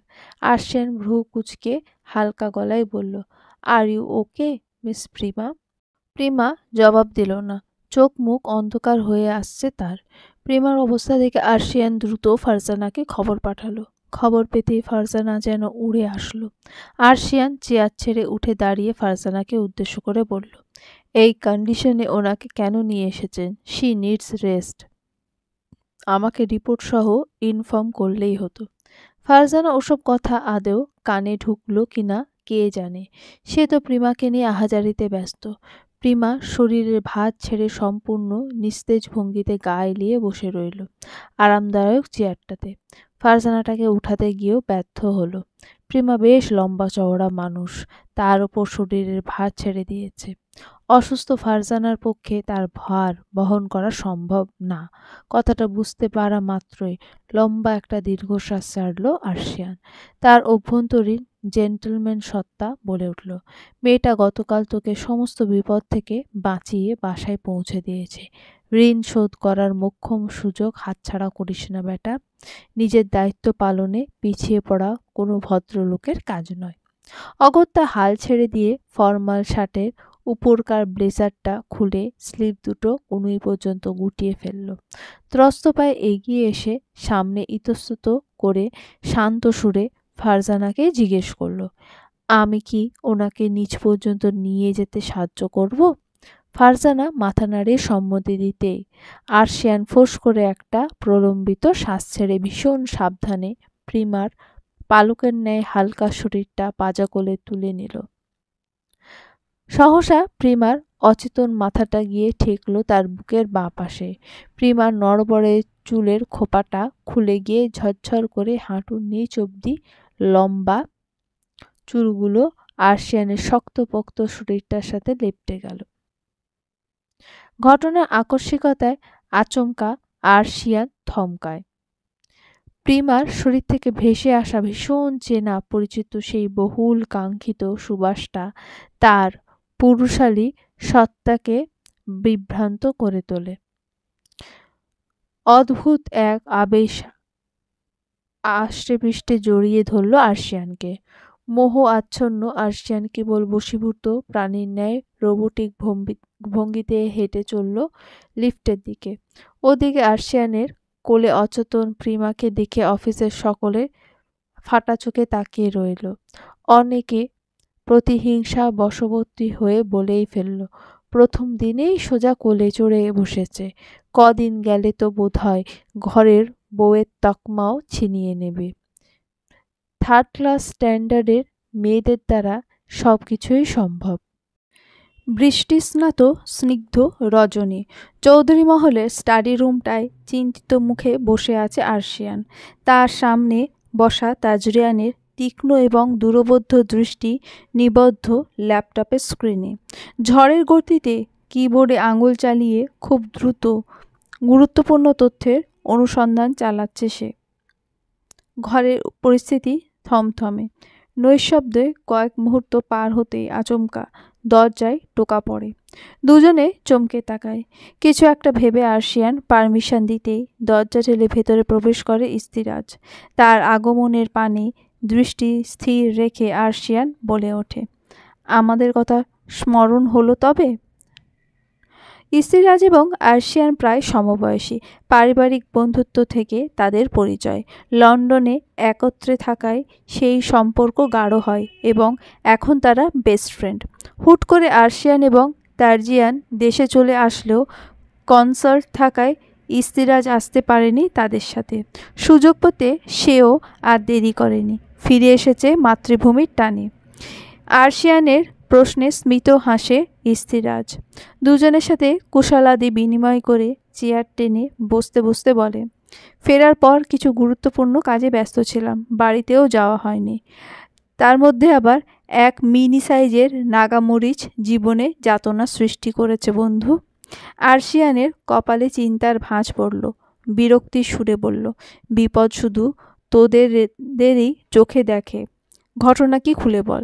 ইস্তিরাজ এবং তারজিয়ান একত্রে চোখ মুখ কুঁচকে তাকালো আরশিয়ানের দিকে। ইস্তিরাজ মুখ ভার করে ফারজানার সাথে ঘটে যাওয়া ঘটনা বলল। পুরো বিষয় বলা শেষ হতেই অভিযোগের সুরে বলল, একরত্তি মেয়ে, অথচ তেজ দেখায় পাহাড় সম। ওর সাহস দেখে রীতিমতো আমার রাতের ঘুম হারাম হয়ে গেছে। সেই গুরুতর অপমান কোনোভাবেই হজম হচ্ছে না। আরশিয়ান ফিক করে হেসে দিল। কথা বাড়ানোর অভিপ্রায়ে পুনরায় কিছু বলতে নিলে তারজিয়ান বলে উঠল, স্টপ ইট গাইজ। দুজনেই চমকে তাকালো। তারজিয়ান ঠোঁটে আঙুল চেপে চুপ থাকার নির্দেশনা দিয়ে আশেপাশে কিছু একটা খুঁজল। পেন হোল্ডার থেকে একটা কলম নিয়ে দীর্ঘ সময় ধরে কাগজে কিছু একটা লিখে তা আরশিয়ানের দিকে বাড়িয়ে দিল। আরশিয়ান হাত বাড়িয়ে সেটা নিলে ইস্তিরাজও তার পাশ ঘেঁষে বসে পড়া শুরু করলো। গুটি গুটি অক্ষরে তাতে লেখা আছে, আমার কোম্পানির নামে তথ্য ফাঁস করার অভিযোগ উঠেছে। পুরো বিষয়টা ইনভেস্টিগেট করে বুঝলাম তথ্যটা সত্য। আমার অনুপস্থিতির সুযোগটা কাজে লাগিয়ে সাইবারনেটিক্স এভিনিউ এর সিইও খুব ধূর্ততার সাথে এই কাজটা করেছে। অফিসে নন ট্রেসেবল বেশ কিছু স্পাই ক্যামেরা লাগানো আছে। ওগুলো সম্পূর্ণ অ্যাক্সেস আমার হাতে থাকায় পুরো বিষয়টা এত দ্রুত জানতে পারলাম। চিরকুটটা পড়ে ইস্তিরাজ এবং আরশিয়ানের কপাল কুঁচকে আসলো। আরশিয়ান কলম তুলে পুনরায় সেই কাগজে দেখল। সবই বুঝলাম, কিন্তু কাগজে লিখে চিঠির আদান প্রদানের কারণ কি? তারজিয়ান চোখ মুখ খিচে কোনো মতে মুখে আসা গালিটা আটকে নিল। আমাদের ফোন, ল্যাপটপ, ইভেন বাড়ির সিসিটিভি ফুটেজের অ্যাক্সেস ওদের হাতে আছে। আমাদের সকল পদক্ষেপ সম্পর্কে তারা প্রতি পদে পদে অবগত হচ্ছে। আমাদের গুপ্ত প্ল্যান সম্পর্কে তারা যেন বুঝতে না পারে, তাই এই পন্থা অবলম্বন করা হয়েছে। ইস্তিরাজ ভ্রু কুঁচকে লিখল, তারা সকলেই জানে তুমি সোশ্যাল মিডিয়া এক্সপার্ট, প্লাস আমাদের কান্ট্রির one of the best hacker. তোমার সাথে বিরুদ্ধে এই ষড়যন্ত্র করা কিছুটা বোকামি হয়ে গেল না? তারা নিশ্চয়ই এতটা গাধা নয়। তারজিয়ান বাঁকা হেসে কাগজটা টেনে পুনরায় লিখল, সাইবারনেটিক্স এভিনিউ কোম্পানির পরিচালক আমি হলেও বর্তমান সিইও অন্য কেউ। কোম্পানির সব কাজ সিইওর আন্ডারে থাকে। যদি পুরো কেসে কেউ ফাঁসে তবে সেটা হবে সিইওই। সব কিছু জানার পরও সে নিজেই এই কাজ করেছে। যেহেতু লন্ডনের আইনি ব্যবস্থা খুবই কড়া ধাঁচে, তাই সত্যতা সুনিশ্চিত হলে আমার কোম্পানি ধুলোয় মিশে যাবে। যদি শেষ পর্যন্ত কোম্পানি বেঁচেও যায়, তাহলে যতটুকু বদনাম ছড়াবে তাতে কোম্পানির ধস নামাটা খুবই কমন ব্যাপার। মজার বিষয় হলো, তাদের মূল টার্গেট আমার কোম্পানি নয়। আমার কোম্পানিটাকে টোপ হিসেবে ব্যবহার করে চৌধুরী গ্রুপ অফ ইন্ডাস্ট্রি ডোবানোর ধান্দায় আছে তারা। তারজিয়ানের রহস্যময়ী কথায় আরশিয়ান চরম বিরক্ত হলো। পুরো কথা একবারে না বলে এইরকম সাসপেন্স ক্রিয়েট করার মানে বুঝল না। রেগেমেগে দ্রুত হাতে আরশিয়ান লিখল, তোর কোম্পানিকে টোপ হিসেবে ব্যবহার করে চৌধুরী গ্রুপ অফ ইন্ডাস্ট্রি ডোবানোর পরিকল্পনা করছে মানে? তারজিয়ান তার ধৈর্যশীল ভাইয়ের অধৈর্য প্রতিক্রিয়ায় বেশ এনজয় করল। বেচারাকে আর ডিস্টার্ব না করে তড়িঘড়ি করে লিখল, যার তথ্য ফাঁস করা হয়েছে তিনি লন্ডনের অত্যন্ত সফল একজন businessman. The main factor is প্রায় 6 মাস পর ওনার সাথে চৌধুরী গ্রুপ অফ ইন্ডাস্ট্রির সবচেয়ে বড় বাজেটের ডিল হওয়ার কথা চলছে। এই কেলেঙ্কারির ফলস্বরূপ সেটা আটকে যেত এবং আমাদের রাইভাল টিম সেই সুযোগ হাতিয়ে নিয়ে দেশের নামকরা কোম্পানির ট্যাগটা নিজের করে নিত। এতক্ষণে ইস্তিরাজ এবং আরশিয়ানের কপালের ভাঁজ শিথিল হলো। দুজনে চমকে তাকালো একে অপরের দিকে। পুরো বিষয়টা হজম হতেই আরশিয়ান পুনরায় কাগজে লিখল, মারাত্মক প্ল্যান সাজিয়েছে, কিন্তু এর থেকে বের হওয়ার উপায় কি? সব দিকেই ফেঁসে যাওয়ার চান্স শতাধিক। তারজিয়ান পুনরায় বাঁকা হেসে লিখল, আমরা প্রথমত যোগাযোগ করব সেই বিজনেসম্যানের সাথে, তাকে পুরো বিষয়টা বুঝিয়ে কোম্পানির সিইওকে হাতের নাগালে নেব। কার জন্য কাজ করছে তথ্য বের করতে পারলে সেটা প্রুফসহ পুলিশের হাতে দেব। এতে Chowdhury industry and cybernetics Avenue দুটোই সেফ থাকবে। ইস্তিরাজ কাগজটা টেনে পুনরায় লিখল, আমাদের সব ইলেকট্রনিক্স ডিভাইস তাদের পর্যবেক্ষণে। তাহলে যোগাযোগ করবে কিভাবে? সেই বিজনেসম্যান কনভিন্স হবে সেটার নিশ্চয়তা আছে? কোম্পানির সিইও আগে টের পেয়ে গেলে সব খেলা ভেস্তে যাবে। তখন কি করবে? তারজিয়ান দুপাশে ঘাড় নাড়িয়ে আড়মোড়া ভেঙে পুনরায় কাগজে লিখল, নাটক হলো সব সমস্যার সমাধান।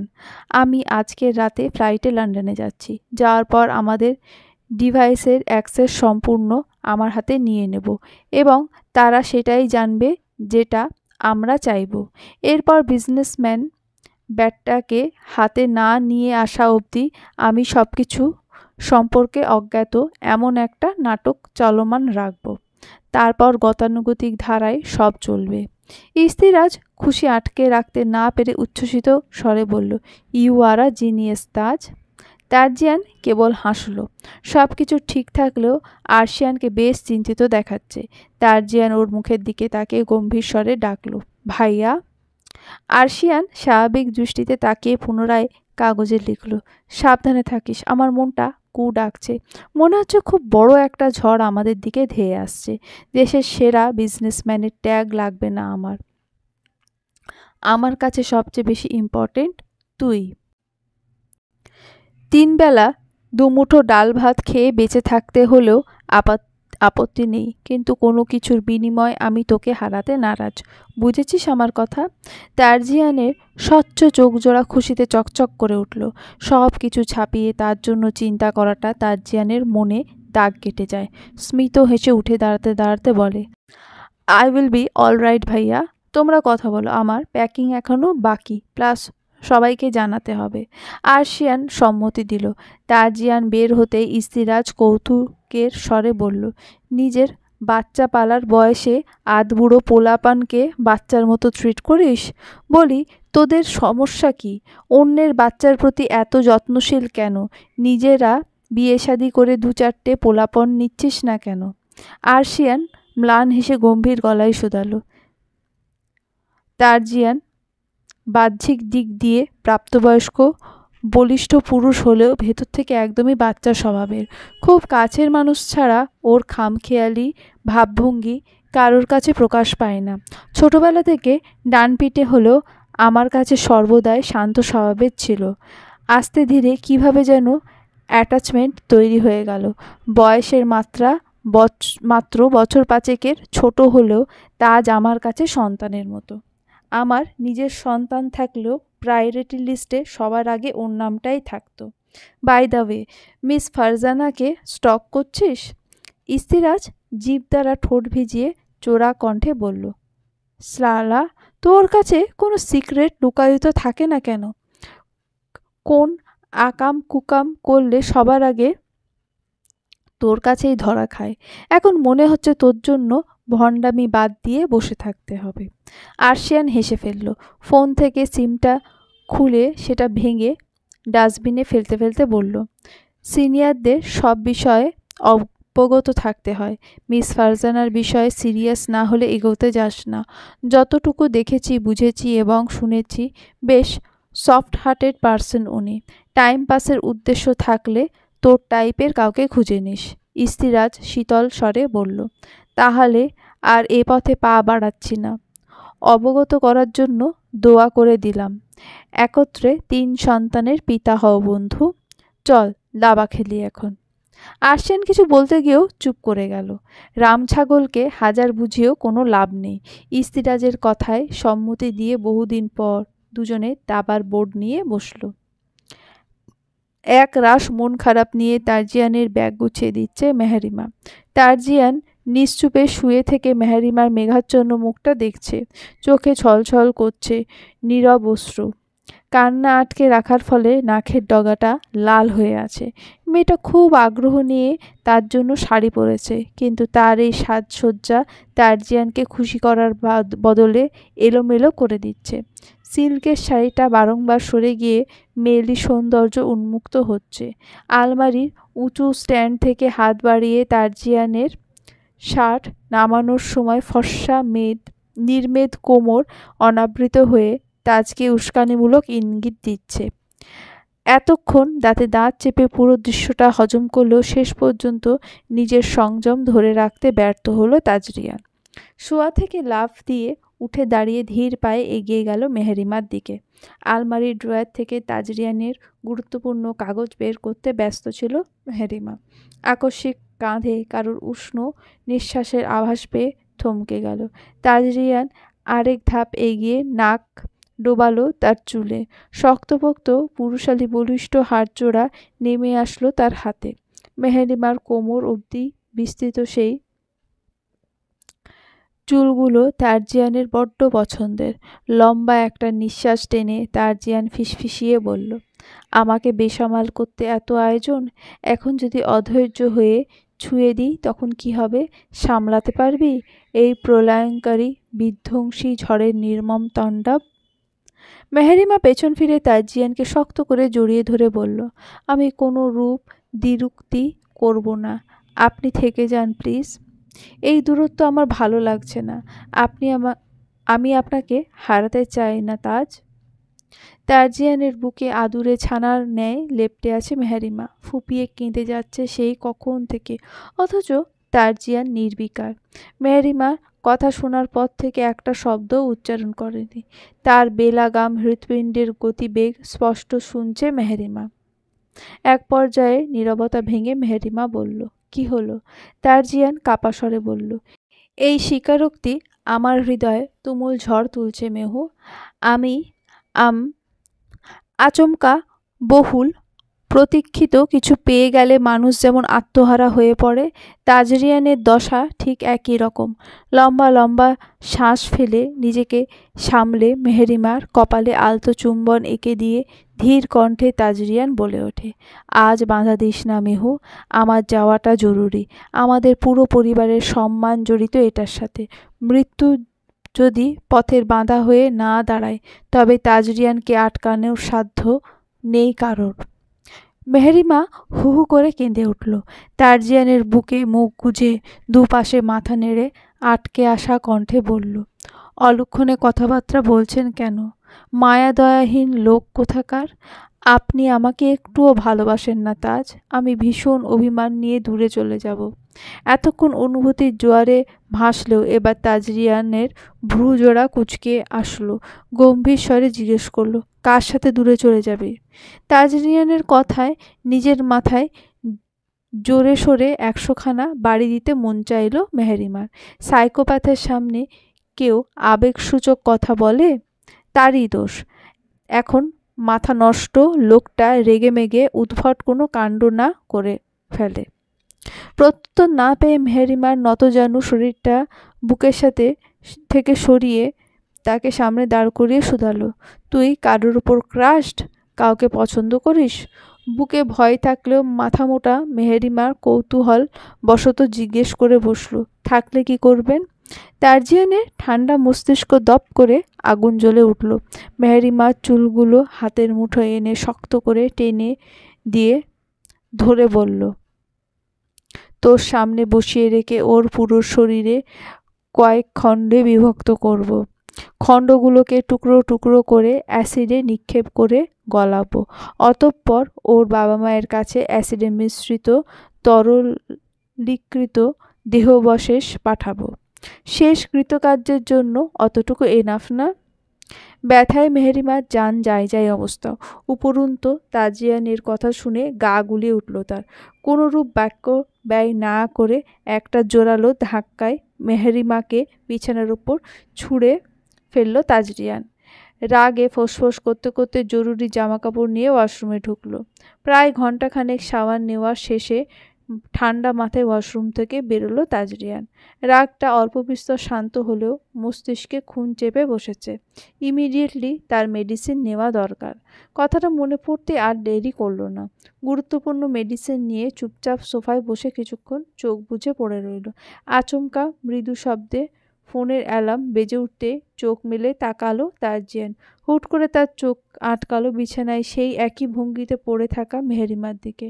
মেয়েটা বোধহয় জ্ঞান হারিয়েছে, এমন ভাবনা তার মস্তিষ্কে নাড়া দিতেই ভেতর থেকে বুক চিরে বেরিয়ে আসলো দীর্ঘশ্বাস।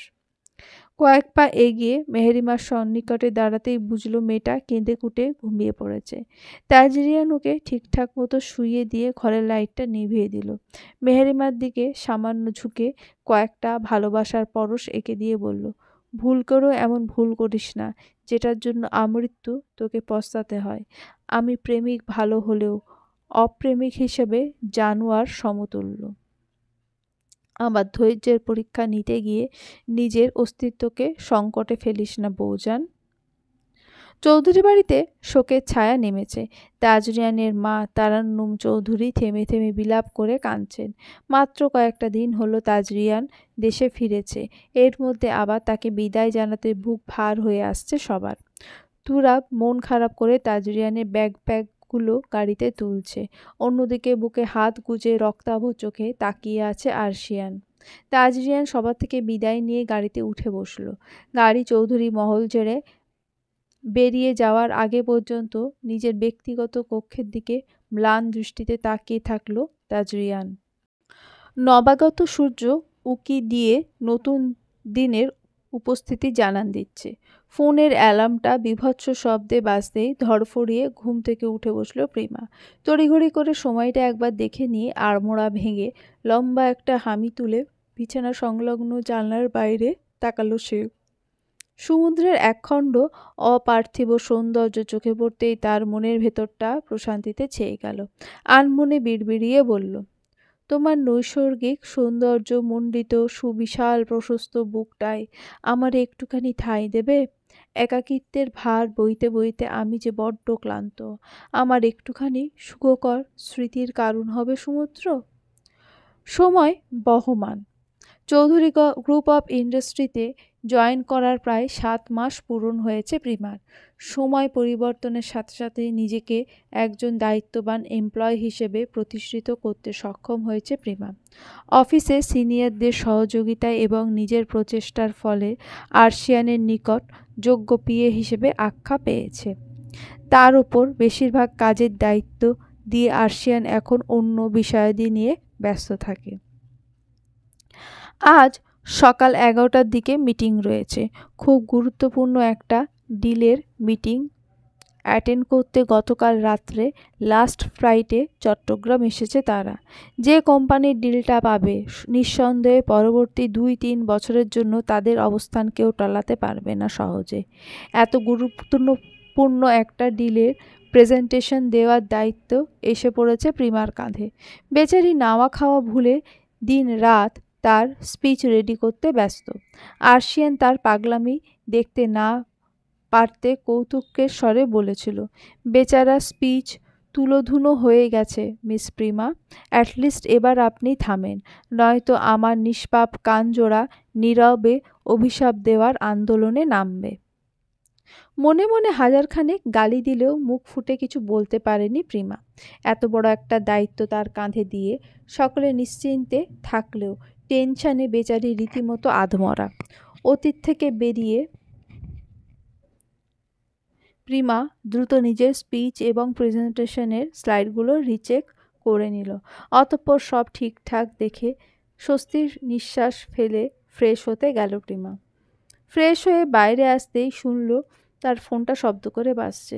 দুর্ভাগ্যবশত কল রিসিভ করার আগেই তা কেটে গেল। প্রিমা পুনরায় কল দেওয়ার পূর্বে তার চোখ আটকালো আর্শিয়ানের পাঠানো মেসেজের নোটিফিকেশনে।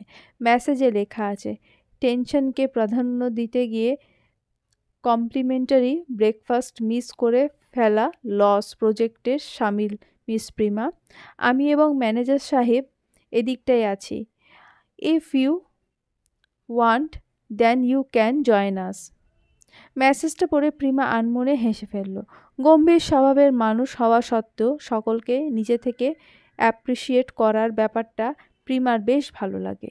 সে আর দেরি করল না, দ্রুত জরুরি জিনিসপত্র গুছিয়ে নিয়ে নিচে নেমে পড়ল।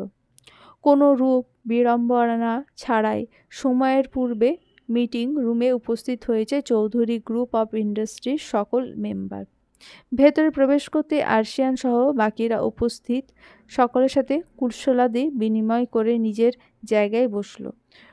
গল্পগুজবের ফাঁকে আচমকা প্রিমার নজর আটকালো স্বচ্ছ কাছের দরজা ঠেলে ভেতরে প্রবেশ করা এক সুদর্শন যুবকের দিকে। চেহারাটা ভালোমতো লক্ষ্য করতেই আকস্মিক প্রিমার চোখজোড়া বিস্ফোরিত হয়ে গেল। আতঙ্কে বুক ধড়ফড়িয়ে উঠল বেচারির। নিজের অজান্তেই ফিসফিসিয়ে বলল, আরভিদ ওয়াসিস্ত। সেই সুদর্শন যুবকেরও অবস্থা ঠিক একই। 8 বছর পূর্বে হারিয়ে যাওয়া মেয়েটাকে আচানক নতুন রূপে সামনে দেখে সেও হতভম্ব।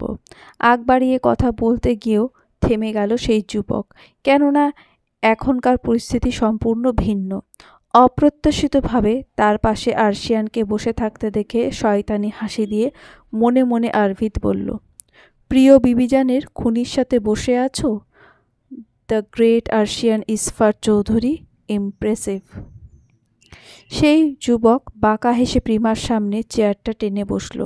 মুখে শয়তানি হাসিটা বজায় রেখে হাত বাড়িয়ে দিয়ে বলল, হ্যালো মিস ওয়াদিহা ওয়াসিস্ত। অনাকাঙ্ক্ষিত সম্বোধনে প্রিমা কিঞ্চিত কেঁপে উঠল, কিন্তু প্রত্যুত্তর করতে পারল না।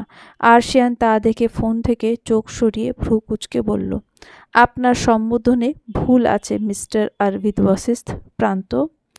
পয়েন্ট টু বি নোটেড, ওনার সারনেম ইসলাম, নট ওয়াসিস্ত।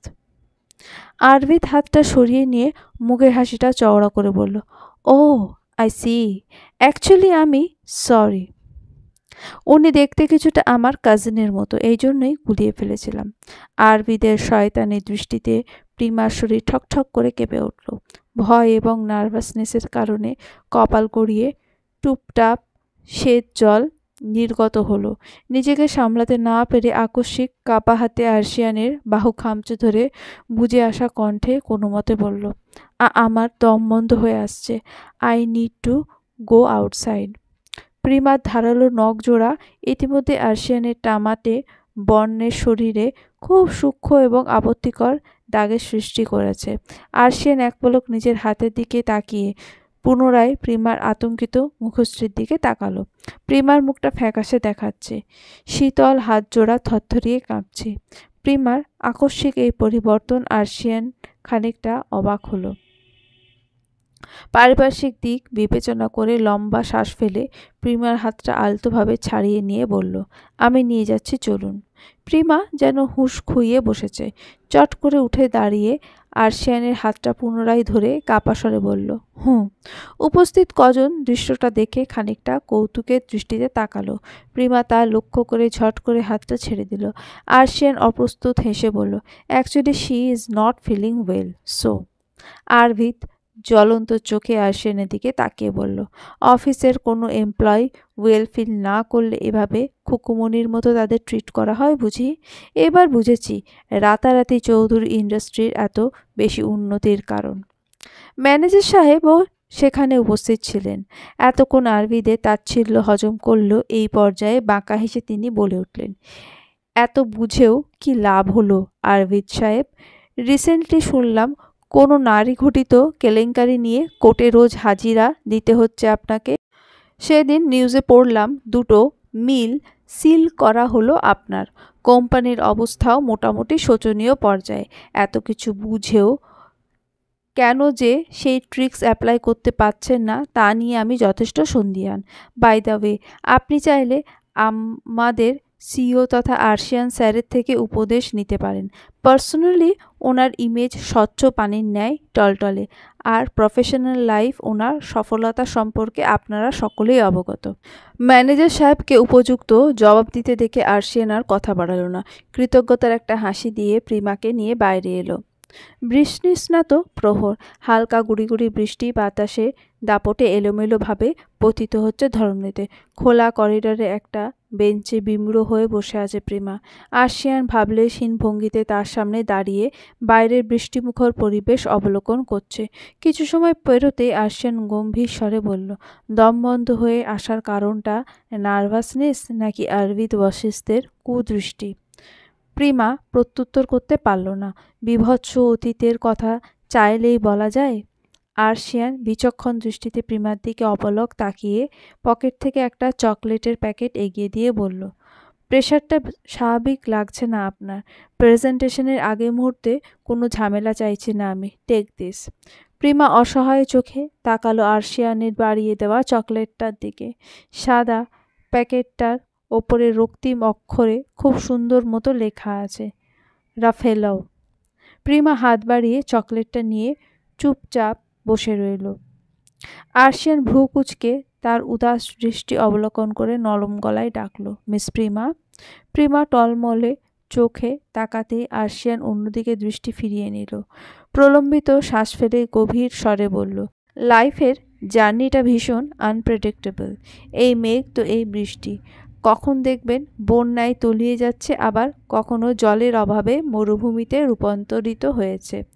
আমাদের সব পরিস্থিতিতে মানিয়ে নিতে হবে, কেননা জীবন অপ্রত্যাশিত ঘটনা থেকে পালিয়ে যাওয়ার কোনো অপশন নেই। আপনি শক্তপোক্ত মনোভাব নিয়ে মোকাবেলা করলে সমস্যাগুলো খুব শীঘ্রই সমাধান হয়ে যাবে, কিন্তু আপনি ভীত হয়ে পড়লে বেঁচে থাকাটাই বড় সমস্যা হয়ে দাঁড়াবে। এতটুকু বলেই থামল আর্শিয়ান। অদ্ভুতভাবে আর্শিয়ানের বলা কথাগুলো শুনে এক নিমেষেই প্রিমার দুশ্চিন্তাগুলো গায়েব হয়ে গেল। অতীতে যেখানে হার মানেনি সেখানে বর্তমানে এসে ভীত হয়ে পড়াটা নেহাতি বোকামি। প্রিমার ভাবনার মাঝে আর্শিয়ান পুনরায় গম্ভীর স্বরে বলল, বর্তমান সময়ের মানুষ হিংসাপরায়ণ প্রাণীতে রূপান্তরিত হয়েছে। আপনার ভালো থাকা অন্যের মন খারাপের কারণ। বিবেক বিকিয়ে মানুষ কেবল স্বার্থপরের ন্যায় নিজের ভাবনায় মশগুল। দিন শেষে আপনার জন্য কেবল আপনিই লড়াই করবেন, অন্যরা কেবল সেফ উপহাস। এজন্যই অন্যের কথায় প্রভাবিত হয়ে কখনো হীনমান্যতায় ভুগবেন না। আপনাকে ভেঙে গুঁড়িয়ে দেওয়ার অভিপ্রায়ে হাজারটা মানুষ এগিয়ে আসবে, কিন্তু দুঃসময়ে একটা কাকপক্ষীও আপনাকে সাহায্য করতে এগিয়ে আসবে না। কথাগুলো বলে প্রিমার মনোভাব বোঝার জন্য তার চোখের দিকে তাকাতেই ভীষণ রকমে আশ্চর্য হয়ে গেল আর্শিয়ান। একটু আগে সেই সম্মোহনী চোখজোড়ায় জল থই থই করছিল, অথচ নিমেষেই তা অক্ষিকোটরে মিশে শুকিয়ে গেছে। সেই জন্য বোধহয় চোখজোড়া জ্বলজ্বল করছে। আর্শিয়ান কয়েকটা ফাঁকা ঢোক গিলে নিজেকে বলল, এই নারী তোমার বিভ্রান্তিতে ফেলার সক্ষমতা কিভাবে অর্জন করলো আর্শিয়ান? এতটা অধঃপতন হয়েছে তোমার চরিত্রে? ভুলে গেলে মহরুম স্ত্রীর কথা? আর্শিয়ান মাথা ঝাঁকালো, লম্বা শ্বাস ফেলে বাইরের দিকে দৃষ্টি ফেলে নিজেকে বোঝাতে চেষ্টা করলো। এমন সময় রিনরিনে কণ্ঠে প্রিমা বলে উঠল, I am so sorry sir, আকস্মিক আমি এতটা ভীত হয়ে পড়ব বুঝিনি। ধন্যবাদ এত সুন্দর করে বুঝিয়ে বলার জন্য। আমি ঠিক আছি এখন। মিটিং শুরু হতে বেশি দেরি নেই, এখন বোধহয় আমাদের যাওয়া উচিত। আর্শিয়ান প্রত্যুত্তর না করে গম্ভীর কণ্ঠে জিজ্ঞেস করলো, প্রেজেন্টেশনটা সাবলীলভাবে দিতে পারবেন নাকি আমি ব্যাকআপ দেব? প্রিমা হকচকিয়ে উঠে দাঁড়িয়ে বলল, নো স্যার, আমি একাই দিতে পারবো। অনাকাঙ্ক্ষিত ভুলের জন্য আমি দুঃখিত। আর্শিয়ান মিটিং রুমের দিকে এক পা বাড়িয়ে রাশভারী স্বরে বলল, আপনার শক্তপোক্ত মনোভাব দেখেই এত বড় দায়িত্বটা আপনাকে দেওয়া হয়েছে। ইন্টারভিউ নেওয়ার সময় আপনার দূরদর্শিতা দেখে আমরা আপনাকে চাকরিটা দিয়েছি, কিন্তু আপনার পারফরমেন্সে যদি এই অবস্থা হয় তাহলে আপনার চাকরির বিষয়টা নিয়ে আমাকে পুনরায় ভাবতে হবে।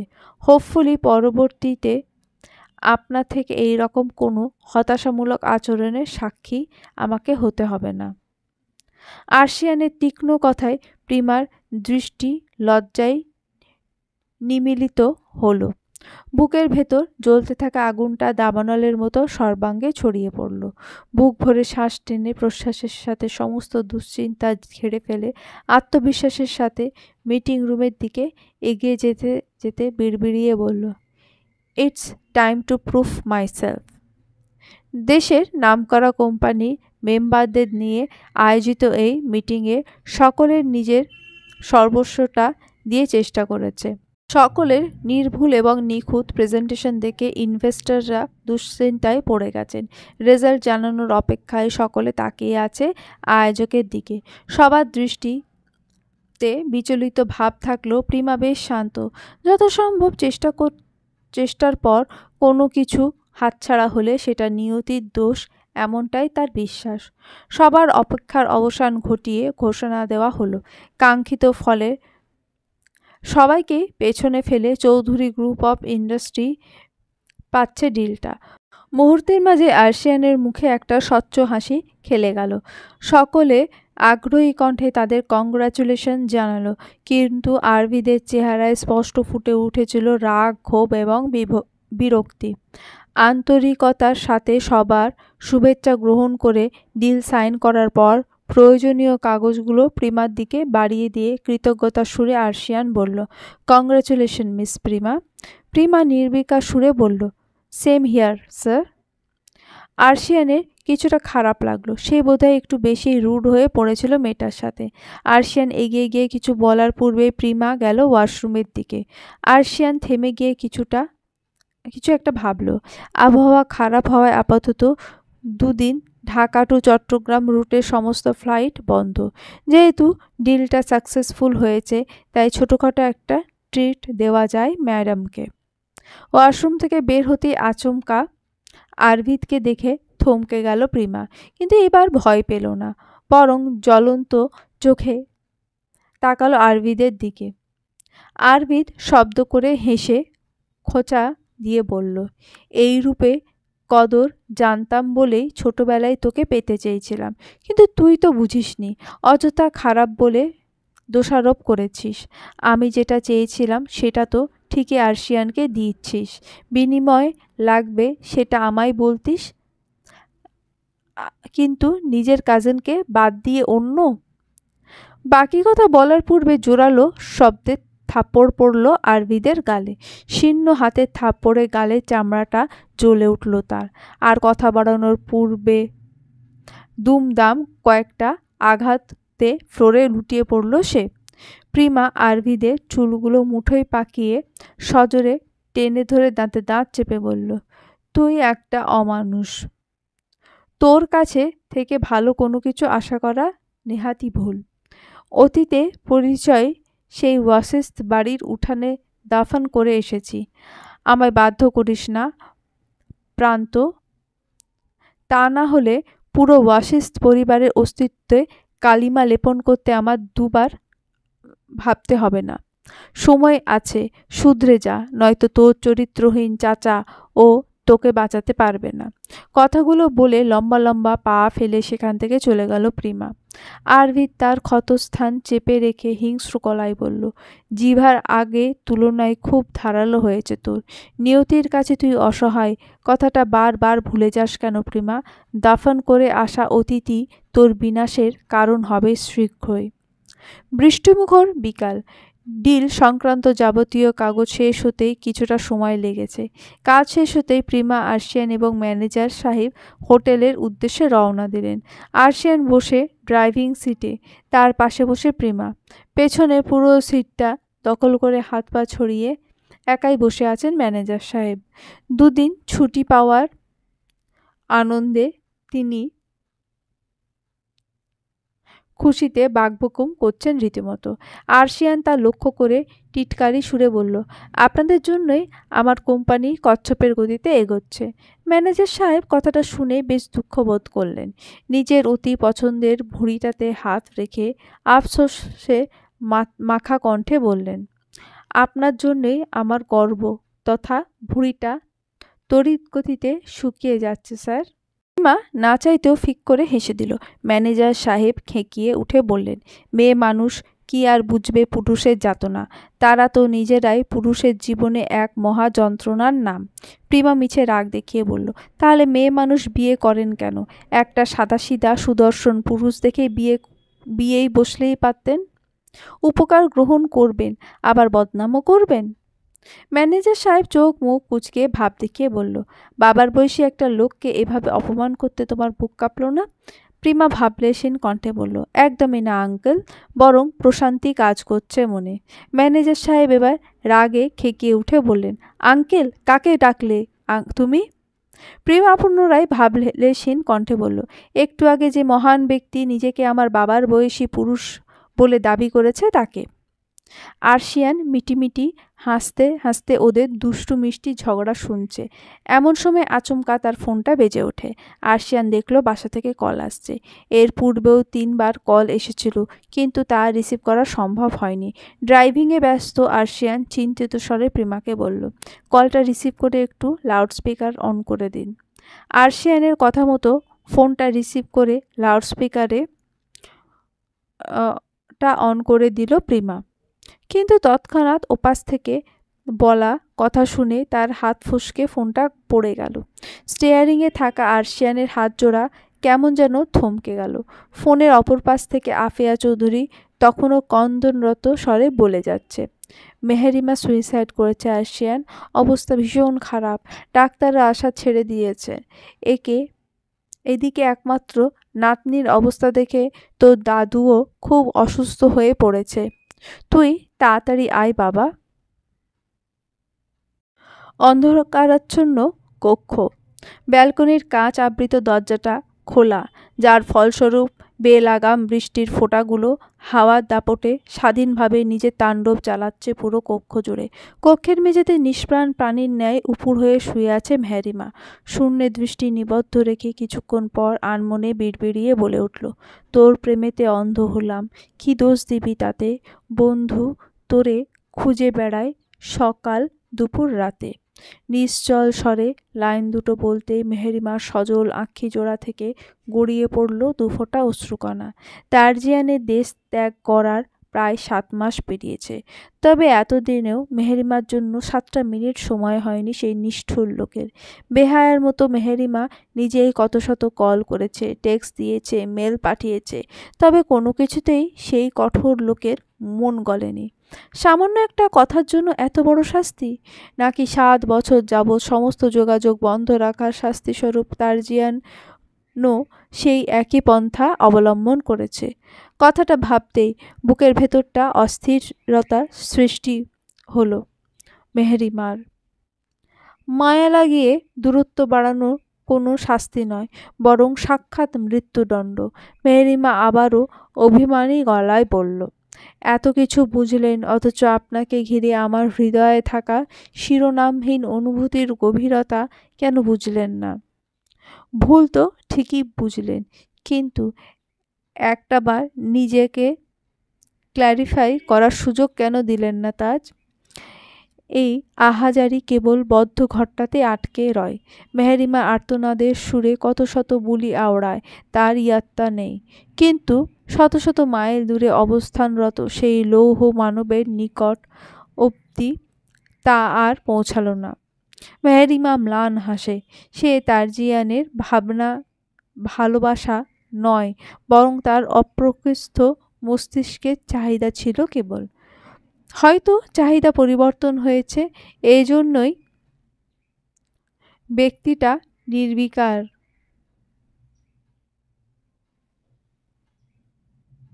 অথচ অতীতে এই মানুষটার সর্বস্ব জুড়ে কেবল মেহেরিমার একছত্র আধিপত্য ছিল। অযাচিত ভাবনাগুলো মেয়েটার হৃদয়ে সর্বনাশার তাণ্ডব চালালো। এদিক ওদিক হাতড়ে নিজের ফোনটা খুঁজল মেহেরিমা। এক রাশ আগ্রহ নিয়ে কাঙ্ক্ষিত অ্যাকাউন্টে ইনবক্সে যেতেই দেখল শত শত ইগনোরড কলস এবং মেসেজের চিত্র। মানুষটা অনলাইনে, অথচ ইনবক্সে তার কোনো রেসপন্স নেই। এতটা অবহেলা সহ্য হলো না মেহেরিমার। না চাইতেও পাগলের মতো 2 হাতে চুল খামচে ধরে শব্দ করে কেঁদে উঠল বেচারি। তার মধ্যে আচমকা নোটিফিকেশনের শব্দে ধ্যান ভাঙল তার। তারজিয়ান কিছু একটা পোস্ট করেছে তার ফেসবুক অ্যাকাউন্টে। মেহেরিমা তৎক্ষণাৎ চেক করতে গিয়ে অনুভব করল তার হৃদয়ে কেউ অ্যাসিড নিক্ষেপ করেছে। কাঁপতে থাকা হাতটা থেকে ফোনটা ঠাস করে পড়ে গেল। মেহেরিমা অবাক চিত্তে কিছুক্ষণ হতবাক হয়ে শূন্যে তাকিয়ে রইল। একটা মেয়ের সাথে ঘনিষ্ঠভাবে ছবি তুলে প্রসঙ্গ যখন মায়ার, তখন আমার কাছে তুমি শ্রেষ্ঠ ক্যাপশন দিয়ে সেটা তার ভেরিফাইড ফেসবুক অ্যাকাউন্টে আপলোড করেছে তারজিয়ান। মেহেরিমা থম মেরে মূর্তির ন্যায় বসে রইল কিছুক্ষণ। বুকের ভেতরটা অদ্ভুত এক আগ্রাসী দাবানল ছড়িয়ে পড়ছে ক্রমশ। আচানক কি হলো কে জানে, সর্বদা নরম স্বরে কথা বলা মেয়েটা আকস্মিক গলা ফাটিয়ে জোরালো শব্দে চিৎকার দিয়ে কেঁদে উঠল।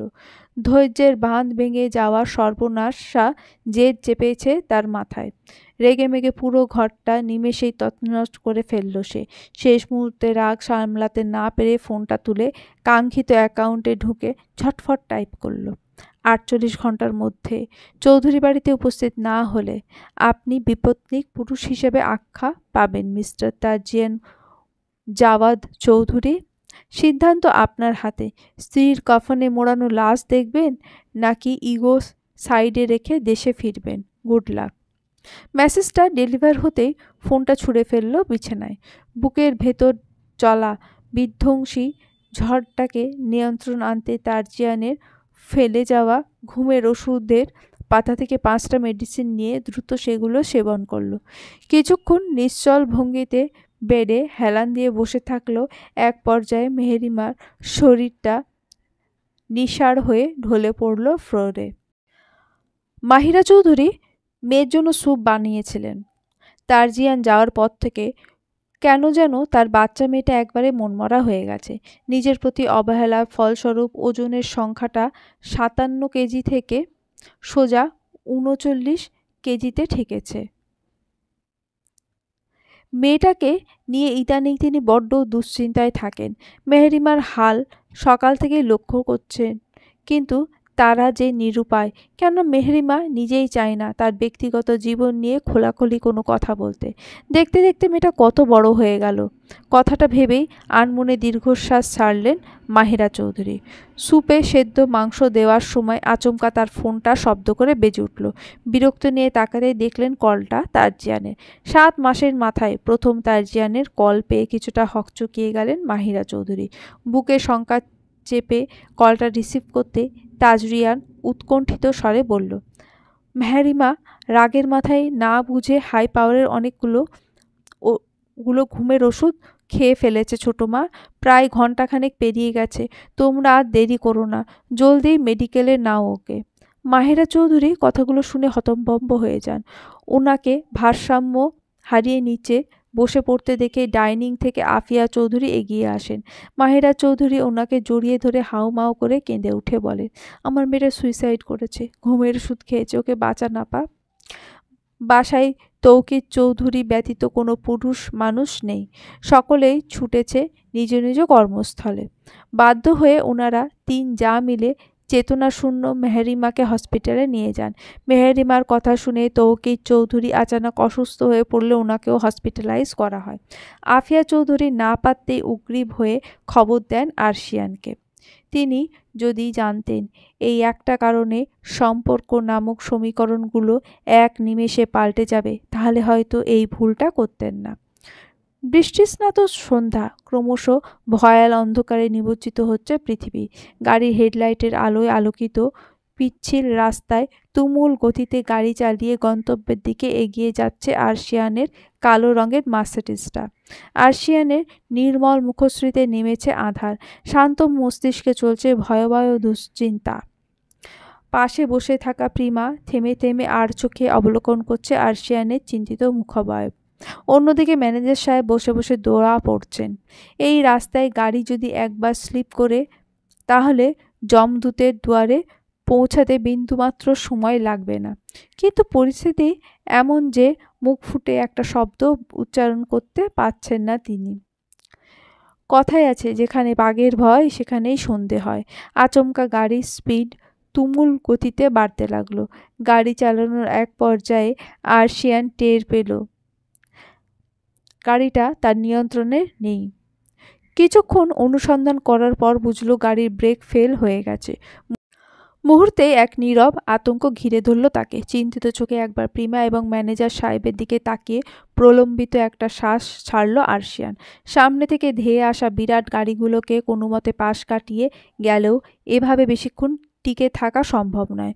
উপায়ন্তর না পেয়ে নিরাপদ জায়গার খোঁজে পিচ ঢালা রাস্তা ছেড়ে পাহাড় ঘেঁষা জঙ্গলের রাস্তায় গাড়ি ঘোরালো আরশিয়ান। উৎকণ্ঠায় গা হিম হয়ে আসছে তার, কিন্তু এই মুহূর্তে সে আতঙ্কিত হয়ে পড়লে বাকি দুজনকে বাঁচানো মুশকিল হয়ে পড়বে। গাড়ির স্পিড মিটার দেখে প্রিমা না চাইতেও বলল, আপনার দুশ্চিন্তা যথাযথ, তবে এইভাবে পিচ্ছিল রাস্তায় ড্রাইভ করলে যে কোনো মুহূর্তে আমরা দুর্ঘটনার শিকার। প্রিমার কথা শেষ হওয়ার পূর্বে আরশিয়ান শীতল কণ্ঠে বলল, গাড়িটা আমার নিয়ন্ত্রণে নেই মিস প্রিমা। গাড়ির ব্রেক ফেল হয়ে গেছে। Don't be scared.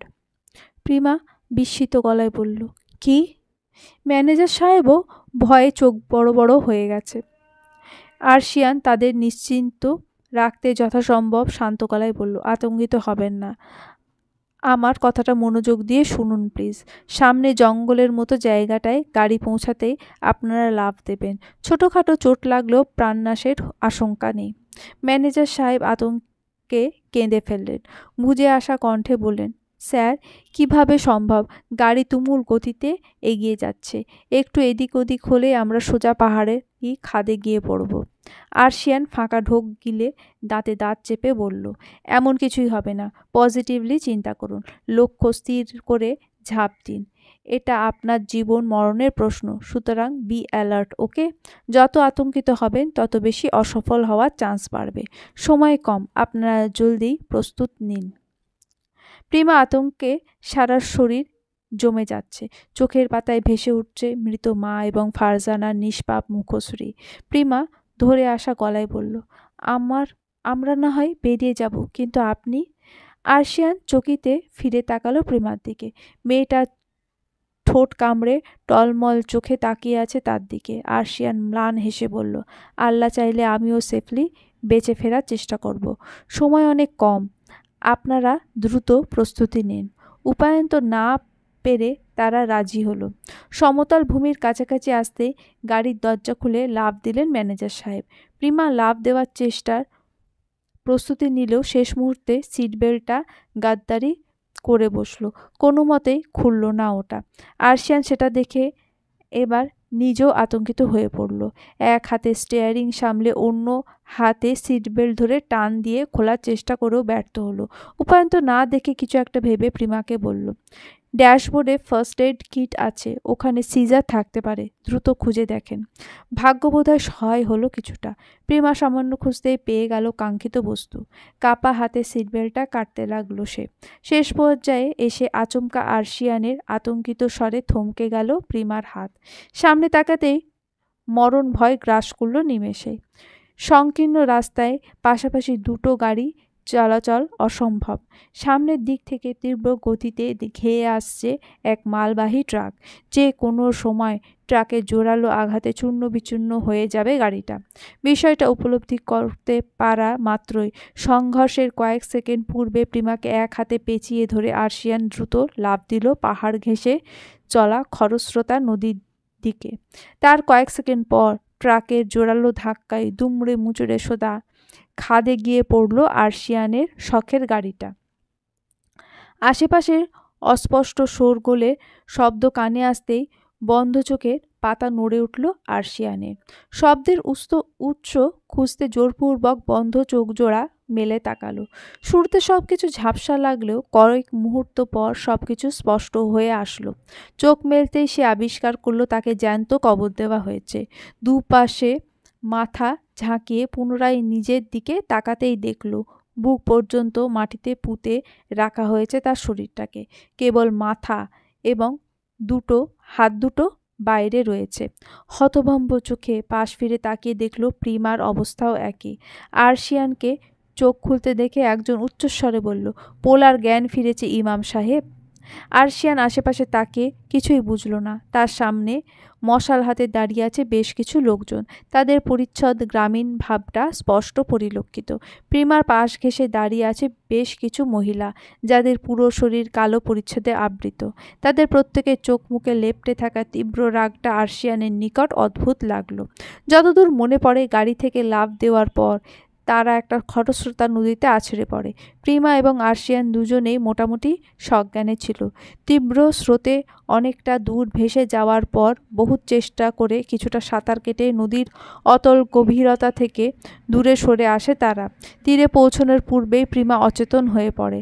আরশিয়ান কোনো মতে ওকে টেনে তীর অবধি আনার পর নিজেও হাল ছেড়ে দেয়। এরপর কি হয়েছে আর কিছুই মনে নেই তার। আরশিয়ানকে কিছুটা ধাতস্থ হতে দেখে একজন জুব্বা পরিহিত বয়স্ক লোক এগিয়ে এসে আরশিয়ানকে শুধালো, তোমরা কি স্বামী স্ত্রী? আরশিয়ান হকচকিয়ে উঠে তৎক্ষণাৎ উত্তর দিল, জি না, আমরা দুজনে অবিবাহিত। বয়স্ক ইমাম সাহেব ভ্রু কুঁচকে পুনরায় প্রশ্ন করলেন, কোত্থেকে এসেছো তোমরা? এত রাতে অর্ধ উলঙ্গ মেয়ে লোকের সাথে নদীর পাড়ে কি করছিলে তুমি? বিকৃত কথাগুলো শুনে আরশিয়ানের মাথা ঝিমঝিম করে উঠল। ঘাড় ফিরিয়ে পাশে তাকাতেই দেখল প্রিমা নিঃশব্দে চোখের অশ্রু বিসর্জন দিচ্ছে। তার মুখখানা কেবল উন্মুক্ত, তা ব্যতীত মাথা সহ বাকি অংশটুকুতে একটা কালো চাদর জড়িয়ে রাখা হয়েছে। মশালের হলুদাভ আলোয় মেয়েটার বিষাদের আচ্ছন্ন মুখখানা দেখে সহসা আরশিয়ানের বুকটা কেঁপে উঠল। প্রত্যন্ত এলাকার গ্রামবাসীরা আরশিয়ানের নিরুত্তর ভাবভঙ্গি দেখে আরও খেপে গেল। একজন লোক রুষ্ট স্বরে ইমাম সাহেবকে বলল, হুজুর, এরা জিনা করতে গিয়ে ধরা পড়েছে। আপনি ওরে সুযোগ দিলে আমাগো গ্রামের মাইয়া পোলারা অন্যায় করার সাহস পাইয়া যাবে। আমি বাইচা থাকতে এটা হতে দিতে পারি না। অন্যরাও গলা মিলিয়ে সহমত পোষণ করল। ইমাম সাহেব হাত উঁচিয়ে সকলকে থামতে বলে পুনরায় আরশিয়ানকে বললেন, সংরক্ষণশীল মুসলিম পরিবার নিয়ে গঠিত এই গ্রাম, যেখানে ছেলেমেয়েদের অবাধে মেলামেশা করাটা জিনা হিসেবে দেখা হয়, সেখানে আমরা তোমাদের অপ্রস্তুত অবস্থায় উদ্ধার করেছি। জিনার শাস্তি হলো পাথর নিক্ষেপ করে অন্যায়কারীকে হত্যা করা। তোমাদের সাথেও তেমনটাই করা হবে। মৃত্যুর পূর্বে কোনো কিছু বলার আছে তোমার? পুরো বিষয়টা হজম করতে আরশিয়ানের মিনিটখানেক সময় লাগলো। তাদের ভুল ধারণা ভাঙতে আরশিয়ান পুরো ঘটনাটা খুলে বলল। গ্রামবাসীরা কিছুতেই সেটা বিশ্বাস না করে উল্টে আরও রেগে গেল। তাদের এতটা অ্যাগ্রেসিভ রূপ দেখে আরশিয়ান অসহায় কণ্ঠে বলে উঠল, আপনারা চাইলে আমার অভিভাবকের সাথে কথা বলতে পারেন। আমরা মিটিংয়ে এসে এই দুর্ঘটনার শিকার হয়েছি। আমাদের ভুল বুঝে অহেতুক এত নোংরা অপবাদ দেবেন না। ইমাম সাহেবের কপালে চিন্তার ভাঁজ দেখা গেল। এদিকে গ্রামবাসীর অধৈর্য আচরণ, অন্যদিকে আরশিয়ানের আত্মবিশ্বাসের সুরে বলতে থাকা সকল বক্তব্য। উনি খানিকটা বিভ্রান্ত হয়ে হাত উঁচিয়ে সকলকে থামিয়ে বললেন, আমি ন্যায় বিচার করার চেষ্টা করব, তোমরা শান্ত হও। কেউ একজন আমার মোবাইলটা এনে নিয়ে আসো।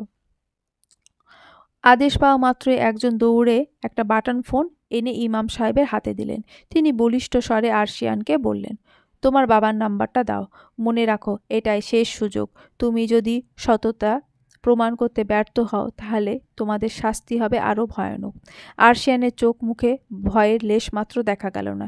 ইমাম সাহেব প্রথমবার কল করলেন, কিন্তু ওপাশ থেকে রিসিভ হলো না। তা দেখে আরশিয়ান এবং প্রেমা দুজনেই আতঙ্কিত চোখে একে অপরের দিকে তাকালো। ইমাম সাহেব পুনরায় কল দিলেন, সেই একই নাম্বারে। হসপিটালের করিডোরে বসে ছোট ভাইকে সান্ত্বনা দিতে ব্যস্ত ছিলেন আরিয়ান চৌধুরী। হুট করে আননোন নাম্বার থেকে কল আসায় তিনি কিছুটা বিরক্ত হন। কল কেটে গেলেও তেমন একটা ভ্রুক্ষেপ খুললেন না, কিন্তু দ্বিতীয়বার কল আসায় রিসিভ করতে বাধ্য হলেন। কল রিসিভ করে সালাম দিতেই অপর পাশ থেকে কথা শুনে থমকে গেলেন। অপর পাশ থেকে একটা পুরুষের কণ্ঠ শুধালো, আরশিয়ান চৌধুরী সম্পর্কে আপনার কি হয়? আরিয়ান চৌধুরী বিগড়ানো মেজাজে বললেন, মশকরা করছেন আমার সাথে? নম্বর কোত্থেকে পেয়েছেন? ইমাম সাহেব থতমত খেয়ে পুরো ঘটনাটা খুলে বলতে আরিয়ান চৌধুরী ঘাবড়ানো কণ্ঠে হড়বড়িয়ে বলল, আমার ছেলেটা ঠিক আছে? ওর কোথাও চোট লাগেনি তো? ইমাম সাহেব তাকে আশ্বস্ত করে বললেন, আপনার ছেলে ঠিক আছে।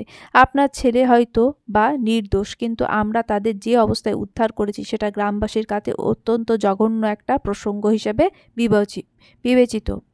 আপনার ছেলেকে যদি জীবিত দেখতে চান তাহলে গ্রামবাসীর শর্ত আপনাদের মানতে হবে। আরিয়ান সাহেব উত্তেজিত হয়ে বললেন, টাকা পয়সা যা লাগবে নেন, আপনাদের সমস্ত দাবি দেওয়া আমরা মানব, স্রেফ আমার ছেলে মেয়ে দুটোকে সহি সালামত ফিরিয়ে দেন। ইমাম সাহেব খানিকটা রুষ্ট কণ্ঠে বললেন, আমরা লোভী নয়, আমরা কেবল অন্যায়ের বিরুদ্ধে তৎপর। যাকগে, আপনারা শহুরে মানুষ, ওসব বুঝবেন না। মূল কথা হলো, যেহেতু ছেলে মেয়ে দুজনেই অবিবাহিত এবং আমরা তাদের অসংলগ্ন অবস্থায় উদ্ধার করেছি, তাই বিয়ের মাধ্যমে তাদের সম্পর্কটাকে হালাল রূপান্তর করাটাই এই পাপ মোচনের একমাত্র মাধ্যম। কথা শেষ করার পূর্বে আরশিয়ান রক্তচক্ষু নিক্ষেপ করে জোরালো স্বরে বলল, আমরা নির্দোষ, সেটা প্রমাণ হওয়ার পরও আপনি আমাদের শাস্তি দিতে পারেন না, এটা অন্যায়। ইমাম সাহেব কঠোর গলায় বললেন, প্রাপ্তবয়স্ক পুরুষ হওয়ার পরও একজন সাবালিকা নারীর সাথে অবাধে মেলামেশা করাটা হারাম। এর শাস্তি নিশ্চয়ই তোমাদের পাওয়া উচিত। আরশিয়ান চুপ হয়ে গেল। এর প্রত্যুত্তর তার জানা নেই। গ্রামবাসী উদ্গ্রীব হয়ে আছে তাদের শাস্তি দেখার জন্য। ওদিকে বুদ্ধিমান আরিয়ান সাহেব পরিস্থিতি বুঝে ইমাম সাহেবকে বললেন ফোনটা আরশিয়ানের সন্নিকটে রাখতে। ইমাম সাহেব ফোনটা আরশিয়ানের নিকট আনতে আরিয়ান সাহেব কাতর কণ্ঠে ছেলেকে বললেন, আব্বু শোনো, বাবার কলিজা তুমি, তোমার কিছু হলে আমরা মরে যাব বাবা। এই বিয়েতে তুমি অমত পোষণ করো না আব্বা। মনে করো মৃত্যুর আগে এটাই আমার চাওয়া, তুমি ফিরিয়ে দেবে আমাকে। বাবার কথায় বুকের ভেতরটা নিদারুণ যন্ত্রণায় ছটফটিয়ে উঠল আরশিয়ানের। আটকে আসা কণ্ঠে বলল, আমি বিপত্নিক পুরুষ আব্বু, আমার মরহুম স্ত্রীকে আমি কি জবাব দেব? তোমরা এতটা পাষাণ হয়েও না, সব শাস্তি মেনে নিতে প্রস্তুত আমি। তবুও। আরশিয়ানের কথা শেষ হওয়ার পূর্বে আচমকা চার্জ শেষ হয়ে যাওয়ায় ফোনটা বন্ধ হয়ে গেল। ইমাম সাহেব এ পর্যায়ে কিছুটা কঠোর গলায় বললেন, সামর্থ্য থাকলে স্ত্রী জীবিত থাকা অবস্থায় 4 বিয়ে বিধান আছে। যেহেতু তোমার স্ত্রী মৃত, তাই তোমার কথার বরখেলাপ হচ্ছে না। তুমি কাউকে ঠকাচ্ছ না, বরং নিজের জন্য সঠিক সিদ্ধান্ত নিচ্ছ। অহেতুক আবেগ জীবনে বিপর্যয় নামিয়ে এনো না। ভালোবাসা ভালো, তবে অন্ধ ভালোবাসা মানুষকে ধ্বংসের দিকে ধাবিত করে। আরশিয়ানের মস্তিষ্কে সেসব কথা পৌঁছালো কিনা কে জানে, সে নিজের ভাবনায় মশগুল। এদিকে প্রিমার পাশে দাঁড়ানো মেয়ে লোক রাগ সামলাতে না পেরে আক্রমণ করে বসে প্রিমার উপর। তারা ক্ষুব্ধ হয়ে সজোরে থাপ্পড় বসায় প্রিমার গালে, যার ফলস্বরূপ মাথার কাটা অংশে জমাট বাঁধা রক্ত বাধাহীনভাবে গড়িয়ে পড়তে থাকে। বেচারি আর্তনাদ করে নিজেকে ছাড়িয়ে নিতে চাইলে একজন মহিলা প্রিমার মাথার চুলের মুষ্টিবদ্ধ করে টেনে বলল, নোংরামি করে বেড়াচ্ছিস, অথচ বিয়ে করতে যত সমস্যা, তাই না? তোর মতো মেয়েদের জন্য পুরুষ লোক খারাপ হয়, মরিস না কেন তোরা? কথাগুলো শেষে পুনরায় প্রিমাকে আঘাত করতে নিলে আরশিয়ান গুরুগম্ভীর স্বরে বলল, থামুন আপনারা, আমি রাজি এই বিয়েতে। প্রায় অর্ধ অচেতন প্রিমা আটকে আসা কণ্ঠে বলল, আমার জন্য এত বড় স্যাক্রিফাইস করতে হবে না স্যার। ওরা আমাকে আটকে রাখলেও আপনার কোনো ক্ষতি করবে না। পিছুটা না রেখে সামনে এগিয়ে যান, আমার কোনো অভিযোগ থাকবে না আপনার প্রতি। আরশিয়ান স্পষ্ট সুরে সবার সামনে বলল, পরিবার ব্যতীত বাস্তবিক অর্থে আমার কোনো পিছুটান নেই। যৌবনের শুরুতে যেই নারী প্রেমে উন্মাদ হয়েছিলাম, দিন শেষে তাকেই বৈধরূপে নিজের স্ত্রী হিসেবে গ্রহণ করেছি। তার মৃত্যুর পর দ্বিতীয়বার এ পথে পা বাড়ানোর প্রয়োজন বোধ করিনি। স্বয়ং মৃত্যু আসলেও আমি নিজের কথায় অটল থাকতাম। স্রেফ বাবার শেষ ইচ্ছা রাখতে আমি আপনাকে স্ত্রী হিসেবে কবুল করতে রাজি হয়েছি। আপনার যদি এই বিয়ে নিয়ে কোনোরূপ আপত্তি থাকে, তবে আমি আরশিয়ান ইসফার চৌধুরী আপনাকে কথা দিচ্ছি, আপনি বিচ্ছেদের প্রসঙ্গে সম্মতি হলে আমি তৎক্ষণাৎ তাতে সম্মতি প্রকাশ করতে বাধ্য হব। প্রত্যুত্তরে বলার মতো আর কিছুই পেল না প্রিমা। বর্ণাতীত যন্ত্রণাগুলো বুকে চেপে রেখে মেনে নিল নিয়তি। শুরু হলো বিয়ের তোড়জোড়। কাজী কবুল শব্দে স্বীকারোক্তি চাইলে দুজনে অশ্রু সজল চোখে ধীর গলায় পরপর 3 বার তা উচ্চারণ করল। পৃথিবীর ইতিহাসে বোধহয় প্রথমবার দুটো অর্ধ কবরস্থ মানুষ একে অপরের সাথে বিবাহ বন্ধনে আবদ্ধ হলো। চলবে।